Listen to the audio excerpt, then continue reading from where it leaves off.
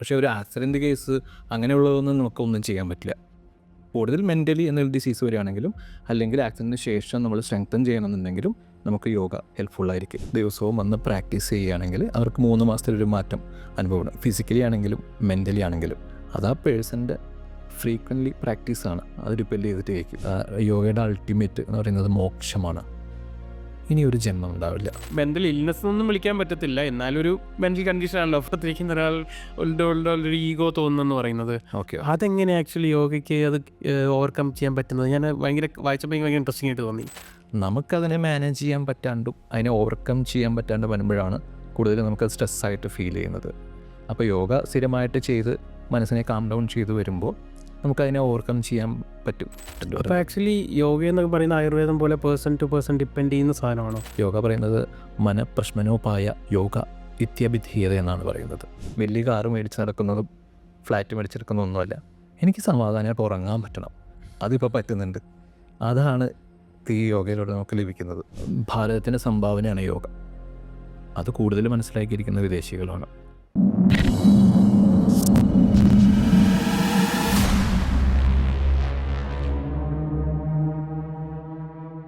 Hi friends, welcome back to big talks. ഇത് വളരെ സ്പെഷ്യലായിട്ടുള്ള എപ്പിസോഡാണ്. നമ്മളിന്ന് യോഗയെ പറ്റിയാണ് സംസാരിക്കാൻ പോകുന്നത്. ആൻഡ് യോഗയെപ്പറ്റി എനിക്കറിയാവുന്നതിൽ ഏറ്റവും കൂടുതൽ പറഞ്ഞു തരാൻ പറ്റുന്ന ഒരാളെ തന്നെയാണ് ഞാൻ കൊണ്ടുവന്നിരിക്കുന്നത്, നമ്മുടെ Manjunath sir. Sir, welcome to the show. നമസ്തേ ആരോമേഷ്. നമസ്തേ. നമസ്തേ. എന്നിട്ട് വിശേഷം? സുഖമായിട്ട് പോകുന്നു. സാർ, യോഗയെപ്പറ്റി ഒരുപാട് ഡീപ്പായിട്ട് തന്നെ ഒരുപാട് ചോദിച്ച് മനസ്സിലാക്കാം അതിനെപ്പറ്റി. പക്ഷേ യോഗ എന്ന് പറഞ്ഞിട്ട് നമ്മൾ ഗൂഗിളിൽ സെർച്ച് ചെയ്യുമ്പോഴോ അല്ലെങ്കിൽ എവിടെയെങ്കിലും കാണുമ്പോഴോ ആദ്യം കാണുന്നത് ചമ്മണം പൊട്ടിയിരുന്ന് 2 കൈയും നീട്ടി വെച്ച് ഒരാൾ കണ്ണുടച്ചിരിക്കുന്നതാണ് കാണുന്നത്. ഓക്കെ, അപ്പം കുറച്ചുകൂടെ എക്സ്പ്ലെയിൻ ചെയ്ത് യോഗ എന്താണെന്നുള്ളതൊന്ന് പറഞ്ഞുതരാമോ? ഓക്കെ. ഈ പറഞ്ഞത് വലിയൊരു തമാശയാണ്. വെച്ചാൽ ആ ഒരു കാരണം കൊണ്ട് തന്നെ നമുക്ക് എൻക്വയറി ചിലത് കുറയുന്നുണ്ട്. എന്നുവെച്ചാൽ ചിലർ പേടിക്കും, ചമ്പരം മടിഞ്ഞിരിക്കണ്ടേ എന്ന് ഓർത്തിട്ട്. എല്ലാവർക്കും അത് പറ്റണമെന്നില്ല.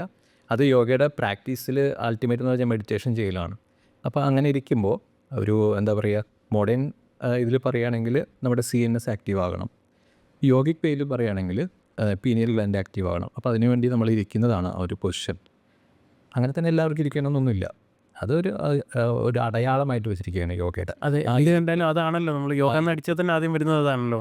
അത്രയേ ഉള്ളൂ, വേറെ കുഴപ്പമൊന്നുമില്ല. വേറെ നമുക്ക് പറ്റുന്ന പോലെ തന്നെ ഓരോരുത്തർക്കും എന്താണോ പറ്റുന്നത് അതുപോലെ നമുക്ക് ചെയ്യാം എന്നാണ്. ഇപ്പം അങ്ങനെ തന്നെ ഇരിക്കണം എന്നൊന്നുമില്ല, ചെയറിലിരിക്കാം. മനസ്സിലായല്ലോ? എല്ലാവർക്കും ചെയ്യാൻ പറ്റുന്ന ഒരു കാര്യമാണ് യോഗ. ഓക്കെ. അപ്പം അങ്ങനെ ഫോഴ്സ്ഫുള്ളി അങ്ങനെ തന്നെ ഇരിക്കണം, അങ്ങനെ ഒരു തെറ്റിദ്ധാരണയും ആർക്കും വേണ്ട. ഓക്കെ. നമുക്ക് ഈ യോഗ എന്ന് പറയുന്ന കൂടുതലും മെൻ്റൽ ഹെൽത്തിനെ ഹെൽപ്പ് ചെയ്യുന്നു എന്നാണ് കേട്ടിട്ടുള്ളത്. നമ്മൾ അങ്ങനെയാണ് പറഞ്ഞു കേട്ടിട്ടുള്ളത്. മെൻ്റൽ ഹെൽത്തിന് വേണ്ടി പീസ്, കാം മൈൻഡ് കിട്ടാനായിട്ട്, സമാധാനം, ആ ഒരു രീതിയിലാണ് കേട്ടത്. പക്ഷേ ഞാൻ വായിച്ചെടുത്ത് മനസ്സിലായത് ഫിസിക്കൽ ഹെൽത്തിനെയും ഒരുപാട് യോഗ ഹെൽപ്പ് ചെയ്യുന്നു എന്ന് മനസ്സിലായി. അപ്പം അതെങ്ങനെയാണ് എന്നുള്ളത് പറഞ്ഞുതരാമോ? ഫിസിക്കൽ ഹെൽത്തിനെ എത്രത്തോളം യോഗയ്ക്ക് ഹെൽപ്പ് ചെയ്യാൻ സാധിക്കും അങ്ങനെയുള്ളത്? ഫിസിക്കൽ ഹെൽത്ത് ഇപ്പോൾ എന്ന് വെച്ചാൽ നമ്മുടെ ഇപ്പോൾ ആരോഗ്യം പറഞ്ഞ പോലെ തന്നെ ലക്ഷ്യം മാനസിക ആരോഗ്യമാണ്. പക്ഷേ നമ്മുടെ കയ്യിലുള്ള ടൂള് എന്ന് പറയുന്നത് നമ്മുടെ ശരീരമാണ്. ഇപ്പോൾ മനസ്സിലേക്ക് കടക്കണം എന്നുണ്ടെങ്കിൽ ഈ ശരീരത്തെ ഉപയോഗിച്ചിട്ട് വേണം മനസ്സിലേക്ക് കടക്കാൻ. ഇപ്പോൾ മനസ്സിനെ ശാന്തമാക്കാൻ തന്നെ ഇവിടെ പറയുന്നത്, യോഗ പറയുന്നത് relax your muscles, slow down your breath, calm down your mind എന്നാണ്. അപ്പോൾ ഒരു പ്രോസസ്സ് ഉണ്ട്. മസിൽസൊക്കെ റിലാക്സ് ചെയ്യിപ്പിക്കുക, അത് ഫിസിക്കൽ ബോഡിയിൽ വരുന്ന കാര്യങ്ങളാണ്. പിന്നെ നമ്മൾ ബ്രീത്തൊക്കെ സ്ലോ ഡൗൺ ചെയ്തിട്ട് മനസ്സിനെ ശാന്തമാക്കുക, അങ്ങനെ ഒരു പ്രോസസ്സ് വരും. അതാണ് യോഗയിൽ ഫിസിക്കൽ ഇതിന് ഇമ്പോർട്ടൻ്റ് വരുന്നത്. പിന്നെ നമ്മുടെ ഒരു സിസ്റ്റത്തിനെ ഫോക്കസ് ചെയ്യും. നമ്മൾ ഒരാൾ ഒരു ദിവസം പ്രാക്ടീസ് ചെയ്യുമ്പോൾ നമ്മുടെ എല്ലാ സിസ്റ്റവും ആക്റ്റീവ് ആകുന്ന രീതിയിലുള്ള കാര്യങ്ങളാണ് ചെയ്യേണ്ടത്, ഒരു ദിവസം പരിശീലിക്കേണ്ടത്. അത് അന്നമയ കോശം എന്ന് പറയുന്നത് നമ്മുടെ ഫിസിക്കൽ ബോഡീനെ ആക്റ്റീവ് ആക്കുന്ന പരിശീലനം എന്ന് പറയും. അവിടെയാണ് അതിന് ഇമ്പോർട്ടൻ്റ് വരുന്നത്, ഫിസിക്കൽ ഹെൽത്ത് എന്നുള്ളതിന് ഇമ്പോർട്ടൻ്റ് വരുന്നത്. അപ്പോൾ ആക്ച്വലി യോഗ എന്നൊക്കെ പറയുന്ന ആയുർവേദം പോലെ പേഴ്സൺ ടു പേഴ്സൺ ഡിപ്പെൻഡ് ചെയ്യുന്ന സാധനമാണോ? ലൈക്ക് സാർ ചെയ്യേണ്ട പോലെ ആയിരിക്കത്തില്ല ഞാൻ ചെയ്യുന്നത്, അല്ലെങ്കിൽ അങ്ങനെയാണോ യോഗ എന്ന് പറയുന്നത്? തീർച്ചയായിട്ടും അത് ആ ട്രെയിനറുടെ ഔചിത്യ ബോധമാണ്. എന്ന് വെച്ചാൽ അറിവാണ് ആ ട്രെയിനറുടെ. നമ്മുടെ മുമ്പിൽ ഇപ്പോൾ ഒരു 10 പേര് വന്നിരിക്കുകയാണെങ്കിൽ, ഇപ്പോൾ ആയുർവേദ പ്രകാരം ത്രിദോഷങ്ങളുടെ അടിസ്ഥാനത്തിലാണെങ്കിലും ഓരോ ആളുകളുടെയും ശരീരഘടന പ്രകൃതം എന്ന് പറയും, അത് വ്യത്യാസമാണ്. ഇപ്പോൾ ആരോമലിൻ്റെ പ്രകൃതമായിരിക്കില്ല കൂടെ വരുന്ന ഒരാളുടെ പ്രകൃതം. ഒരേപോലെ ഇവർക്ക് പ്രാക്ടീസ് കൊടുക്കാൻ നമുക്ക് പറ്റില്ല, അങ്ങനെ പാടില്ല താനും. പക്ഷേ നമ്മൾ കാരണം ഡിഫറൻറ്റ് യോഗ ഇൻസ്റ്റിറ്റ്യൂട്ട് എല്ലാം ഒരു 10-30 പേരെ ഒരേപോലെ ചെയ്യുന്നതല്ലേ നമ്മൾ കാണുന്നത്. ഒരുമിച്ച് നിർത്തിയാലും ആ ട്രെയിനർ അവിടെ ആ യോഗ എടുക്കുന്ന ആൾക്കൊരു അറിവുണ്ടാവണം. അപ്പോൾ ഒരു മണിക്കൂർ 30 പേര് ഒരുമിച്ച് എടുക്കുകയാണെങ്കിൽ പോലും ചില കാര്യങ്ങൾ വരുമ്പോൾ നമ്മൾ പറയും ഇന്ന ആളത് ചെയ്യണ്ട, ഇന്ന ആൾ എടുത്ത് പറഞ്ഞിട്ടുണ്ട് അത് ചെയ്യാതെ. അത് നമ്മുടെ ഒരു തിരിച്ചറിവാണ്. നമ്മൾ പഠിക്കുന്ന ഇത് വെച്ചിട്ട് അങ്ങനെ പറയുന്നതാണ്. അതായിരിക്കും കറക്റ്റ് പ്രാക്ടീസ്. അങ്ങനെ വേണം ചെയ്യിപ്പിക്കാനായിട്ട്. ചിലർക്കിപ്പോൾ ലൂസനിങ് ഒന്നും കൂടുതൽ ചെയ്യാൻ പാടില്ല, ചിലർക്ക് സ്ട്രെച്ച് മതിയാവും. അങ്ങനെയുള്ള കാര്യങ്ങൾ അതാണ് ഇവിടെ വരുന്നത്.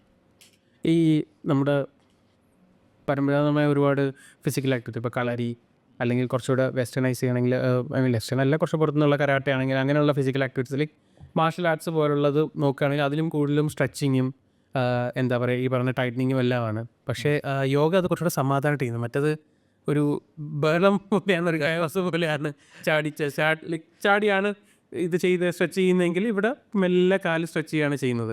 സോ ഇത് രണ്ടും ആക്ച്വലി ഒരു ശരീരത്തിനെ സംബന്ധിച്ചിടത്തോളം ഏതായിരിക്കും കൂടുതൽ നല്ലത്? അതും പേഴ്സൺ ടു പേഴ്സൺ ഡിപ്പെൻഡൻ്റ് ആണോ? അതും പേഴ്സൺ ടു പേഴ്സൺ ഡിഫറെൻ്റ് ആണ്. എന്ന് വെച്ചാൽ എല്ലാ ശാസ്ത്രവും നല്ലതാണ്. എല്ലാ ശാസ്ത്രം നമ്മൾ അതെങ്ങനെ അതിനെ സമീപിക്കുന്നു എന്നുള്ളതാണ് അതിൻ്റെ ഒരു ഇമ്പോർട്ടൻ്റ് വരുന്നത്. മനസ്സിലായല്ലോ? ഇപ്പോൾ കളരി ആണെങ്കിലും കരാട്ടെ ആണെങ്കിലും യോഗ ആണെങ്കിലും അതിൻ്റെ അൾട്ടിമേറ്റ് ലക്ഷ്യം എന്ന് പറയുന്നത് എല്ലാം ഒന്ന് തന്നെയാണ്, മൈൻഡ് കാമാക്കുക എന്നുള്ളതാണ്. ഇപ്പോൾ കളരി പഠിച്ച ആളാണെങ്കിലും അഭ്യാസം പഠിച്ച ആളാണെങ്കിലും ആരെയും അതിൻ്റെ ഒരു ഫൈനൽ സ്റ്റേജിലേക്ക് പോകുമ്പോൾ ആക്രമിക്കാനോ അല്ലെങ്കിൽ ഒരാളെ തല്ലാനോ ഒന്നുമല്ല പോകുന്നത്, മൈൻഡ് കാമാക്കാനാണ്. യോഗ കുറച്ചും കൂടി നമ്മൾ എടുത്തു പറയുന്നു, ഫോക്കസ് ചെയ്ത് മനസ്സിനെ ഫോക്കസ് ചെയ്ത് എടുത്തു പറയുന്നെന്ന് മാത്രമേ ഉള്ളൂ. അവിടെ അങ്ങനെ ഓരോ പൊസിഷനിൽ വന്ന് നിർത്തും. നമ്മൾ ഇപ്പോൾ യോഗ ആസനങ്ങൾ എന്ന് പറഞ്ഞിട്ട് നമ്മൾ ഓരോ പൊസിഷനിൽ വന്ന് നിർത്തിയിട്ട് സ്റ്റെബിലിറ്റി, മസിൽ കോർഡിനേഷൻ അവിടെ നടത്തുന്നുണ്ട്. അതുകൊണ്ട് നമുക്ക് അവിടെ ഒരു ആസനം ചെയ്യുമ്പോൾ പോലെ ഒരു സമാധാനം ഫീൽ ചെയ്യുന്നത് അതുകൊണ്ടാണ്. ഒരു ആക്രമണത ഇല്ലാണ്ട് സ്ലോലി റിലാക്സ് ചെയ്ത് റിതമിക്കായിട്ട് നമ്മൾ പ്രാക്ടീസ് ചെയ്യുന്നതുകൊണ്ടാണ് നമുക്ക് അങ്ങനെ തോന്നുന്നത്. എനിക്ക് മനസ്സിലായെന്ന് വെച്ചാൽ മറ്റുള്ളതൊക്കെ ഫിസിക്കൽ ഹെൽത്തിനെ ആദ്യം കൂടുതൽ നോക്കിയതിന് ശേഷമാണ് മെൻ്റൽ ഹെൽത്തിലേക്ക് പോകുന്നത്. ഇത് മെൻ്റൽ ഹെൽത്തിനെ ഫോക്കസ് ചെയ്തിട്ട് ഫിസിക്കൽ ഹെൽത്തിനെ ബെനിഫിറ്റ് ചെയ്യുന്ന രീതിയിലാണ് യോഗ വരുന്നത്, അല്ലേ? അതെ. നേരത്തെ പറഞ്ഞ പോലെ തന്നെ ലക്ഷ്യം മെൻ്റൽ ഹെൽത്താണ്. അതിന് ഉപയോഗിക്കുന്ന ടൂളാണ് നമ്മുടെ ശരീരം.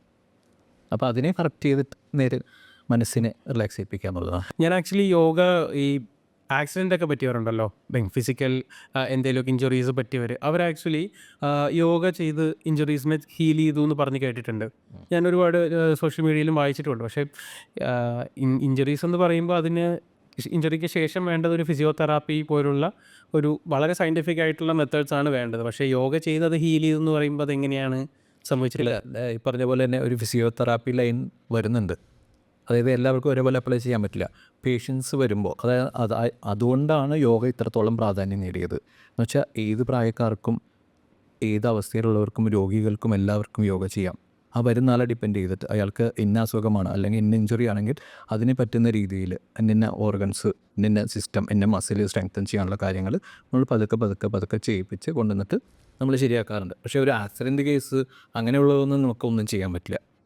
കൂടുതൽ മെൻ്റലി എന്നൊരു ഡിസീസ് വരികയാണെങ്കിലും അല്ലെങ്കിൽ ആക്സിഡൻറ്റിന് ശേഷം നമ്മൾ സ്ട്രെങ്തൻ ചെയ്യണമെന്നുണ്ടെങ്കിലും നമുക്ക് യോഗ ഹെൽപ്ഫുള്ളായിരിക്കും കൂടുതൽ. മെൻ്റൽ ഇൽനെസ് എന്ന് പറഞ്ഞുകൊണ്ട് ചോദിക്കുന്നത് നമ്മുടെ ഈ ആൻസൈറ്റി, ഡിപ്രഷൻ പോലുള്ള ഒരുപാട് പേർക്ക് അത് എഫക്റ്റ് ചെയ്യുന്നത്, അവർക്കൊക്കെ യോഗ എത്രത്തോളം ബെനിഫിഷ്യൽ ആയിരിക്കും? ഒരുപാട് ഉപകാരമുണ്ട് അവർക്ക് യോഗ. എന്ന് വെച്ചാൽ ഞാൻ നാട്ടിൻപുറത്താണ്. ഞാൻ ടൗണിലേക്ക് ക്ലാസ് എടുക്കാനൊക്കെ വന്നപ്പോൾ ഏറ്റവും കൂടുതൽ കേൾക്കുന്ന വാക്ക് ആൻസൈറ്റി, ഡിപ്രഷൻ. പിന്നെ പുതിയ പേരുകൾ കേൾക്കുന്നുണ്ട്, ഡിക്ഷണറി ഇല്ലാത്ത വാക്കുകളായിട്ട് എനിക്ക് ഫീൽ ചെയ്തത്. അപ്പോൾ അതിനൊക്കെ യോഗ നല്ലതാണ്, യോഗ ബെസ്റ്റാണ്. എന്ന് വെച്ചാൽ അതും ഇപ്പോൾ നേരത്തെ പറഞ്ഞ പോലെ ഓരോ വ്യക്തിയെ നമ്മൾ അറിയണം. ഇപ്പോൾ സ്റ്റാർട്ടിങ് തന്നെ അവർക്ക് മെഡിറ്റേഷനൊക്കെ കൊടുത്തു കഴിഞ്ഞാൽ ചിലപ്പോൾ ഇറങ്ങി ഓടിയെന്നിരിക്കും. അപ്പോൾ അവരെ നമ്മൾ അനലൈസ് ചെയ്ത് അവരുടെ കാര്യങ്ങൾ പഠിച്ചിട്ട് അവർക്ക് എന്താണോ വേണ്ടത് അത് കൊടുക്കാം. കൂടുതൽ റിലാക്സേഷൻ, പ്രാണായാമ, ദെൻ ശവാസന പോലുള്ള സുഖമായിട്ടുള്ള പരിപാടികളൊക്കെ കൊടുത്ത് അവരെ പതുക്കെ തിരിച്ചു കൊണ്ടുവരാം. പിന്നെ അതിൻ്റെ റീസൺ അന്വേഷിച്ച് പോയി കഴിഞ്ഞാൽ നമ്മൾ എന്താ പറയുക, ലൈഫ് സ്റ്റൈൽ തന്നെയാണ്. മനസ്സിലായി. ഞാൻ ചോദിക്കാൻ കാരണം എന്ന് പറഞ്ഞാൽ ഇപ്പം ഈ പറഞ്ഞ മെഡിറ്റേഷൻ ആണെങ്കിലും ഇപ്പോൾ ഒരു ആൻസൈറ്റി ഉള്ള ഒരാളെ സംബന്ധിച്ചിടത്തോളം അയാൾക്ക് എന്താണെന്ന് വെച്ചാൽ അയാളുടെ ഫ്യൂച്ചറിനെ പറ്റി ആലോചിച്ച് ഇങ്ങനെ കുന്നുകയറി ചിന്തിക്കുന്ന എന്നുള്ളതാണല്ലോ ആൻസൈറ്റീൻ്റെ സിമ്പിളായിട്ട് മതി. അപ്പം ഇവരെ ഈ സമാധാനമായിട്ട് വെറുതെ ഇരുത്തി കഴിഞ്ഞാൽ ഇവർ വീണ്ടും ആലോചിച്ച് കൂട്ടത്തിലേ ഉള്ളൂ, ഇത് വീണ്ടും പ്രശ്നമാകത്തില്ലേ ഉള്ളൂ. ഇല്ല, യോഗയിലേക്ക് വരുമ്പോൾ ഈ ഫ്യൂച്ചറിനെ ആരോമൽ പറഞ്ഞ പോലെ തന്നെ ഫ്യൂച്ചറിനെ കുറിച്ചിട്ടുള്ള ഒരു ഇതാണല്ലോ, ടെൻഷനാണല്ലോ, യാഥാർത്ഥ്യം മനസ്സിലാവും. ഓക്കെ, മനസ്സിലായല്ലോ. നമ്മൾ ആ ഒരു വേയിലേക്ക് വരുമ്പോൾ ഇതൊന്നും അല്ല വേണ്ടത്. ഇപ്പം ഇന്ന് ഞാൻ രാവിലെ ഒരാളോട് സംസാരിച്ചിട്ടുണ്ടായിരുന്നു, ക്ലാസ്സിൽ വരുന്നൊരു സാറിനോട്. ആൾക്കൊരു 49 വയസ്സോളം ഉണ്ട്. അപ്പോൾ ഞാനിങ്ങനെ ചോദിച്ചു, സാറിന് എന്ത് മാറ്റമാണ് ഉണ്ടായെന്ന് ചോദിച്ചു. അപ്പോൾ ആൾ ബിസിനസ് അല്ലെങ്കിൽ ഓഫീസിലെന്തോ പോകുന്ന ആളാണ്. അപ്പോൾ ആൾ പറഞ്ഞു ഇപ്പോൾ 1.5 കൊല്ലമായി ആൾ പ്രാക്ടീസ് ചെയ്യുന്നു. അപ്പോൾ ഞാൻ പറഞ്ഞു, മഞ്ജുനാഥ്, ഞാൻ മനസ്സിലാക്കി, വലിയ കാറ് മേടിച്ച് നടക്കുന്നതും ഫ്ലാറ്റ് മേടിച്ചെടുക്കുന്നതൊന്നുമല്ല, എനിക്ക് സമാധാനമായിട്ട് ഉറങ്ങാൻ പറ്റണം, അതിപ്പോൾ പറ്റുന്നുണ്ട്. അതാണ് ഈ യോഗയിലൂടെ നമുക്ക് ലഭിക്കുന്നത്, അതാണ് നമുക്ക് വേണ്ടതെന്നാണ് പറയുന്നത്. ആ ഒരു തിരിച്ചറിവ് അങ്ങനെയുള്ള ആൻസൈറ്റി ഡിപ്രഷനൊക്കെ ഉള്ളവർക്ക് നമ്മൾ കൊണ്ടുവരും സ്ഥിരമായ പ്രാക്ടീസിലൂടെ. അത് അവരും മനസ്സിലാക്കിയിട്ട് നമ്മളായിട്ടൊരു ഒരു തെറാപ്പി പോലെ യോഗേനെ ടൂളായിട്ട് എടുക്കാം. യോഗ മനസ്സിലായി. നേരെ ഇതിൻ്റെ കുറച്ചുകൂടി ചെറിയ പേരുള്ള ഈ സ്ട്രെസ്, അതൊന്ന് ഇപ്പം നമ്മൾ കാക്കനാട് ഏരിയയിലാണ് ഉള്ളത്. അവിടെ ഇവിടെയുള്ള ഓടംകാരായിട്ടുള്ള ഹോൾസെയിൽ ഡീലിംഗ് അതെ നമ്മൾ എവിടെ ഡീലിംഗ് നടത്താൻ പറ്റിയൊരു സ്ഥലത്ത് തന്നെയാണ് നമ്മളുള്ളത്. അപ്പം സ്ട്രെസ്സിന് ആക്ച്വലി എത്രത്തോളം ബെനിഫിഷ്യലാണ് യോഗ ചെയ്യുന്നത്? സ്ട്രെസ്സ് എന്ന് പറയുന്നത് നമ്മൾ ഒരു കാര്യം ഇപ്പോൾ എനിക്കെന്നല്ല, എൻ്റെ കൂട്ടുകാരൊക്കെ പറയുന്നത് കേൾക്കാം. അവർ സ്ട്രെസ്സ്, ദേഷ്യമൊക്കെ വരുന്നത് കൂടുതൽ നമുക്കൊരു കാര്യം ചെയ്യാനുള്ള കഴിവ് കുറയുമ്പോഴാണ്. ഉദാഹരണം, നമ്മൾ കാറ് ഓടിച്ച് പഠിക്കുന്ന സമയത്ത് റിവേഴ്സ് പാർക്കിംഗ് ഇടുകയാണെങ്കിൽ ഫാമിലി കൂടെ ഇരുന്നെങ്കിൽ ഭയങ്കര ദേഷ്യമായിരിക്കും. വൈഫിനെ നല്ല ചീത്ത വിളിക്കും, കൊച്ചുങ്ങളെ നല്ല ചീത്ത വിളിക്കും, ഒച്ച എടുക്കലടാ ഞാനൊന്ന് പാർക്ക് ചെയ്തോട്ടെ എന്നൊക്കെ പറഞ്ഞിട്ട് അങ്ങനെ ഒരു ദേഷ്യത്തിലായിരിക്കും അവർ ചെയ്യുന്നത്. കാരണം കറക്റ്റായിട്ട് റിവേഴ്സ് എടുത്തിടാൻ നമുക്ക് പറ്റാത്തത് കൊണ്ടാണ്.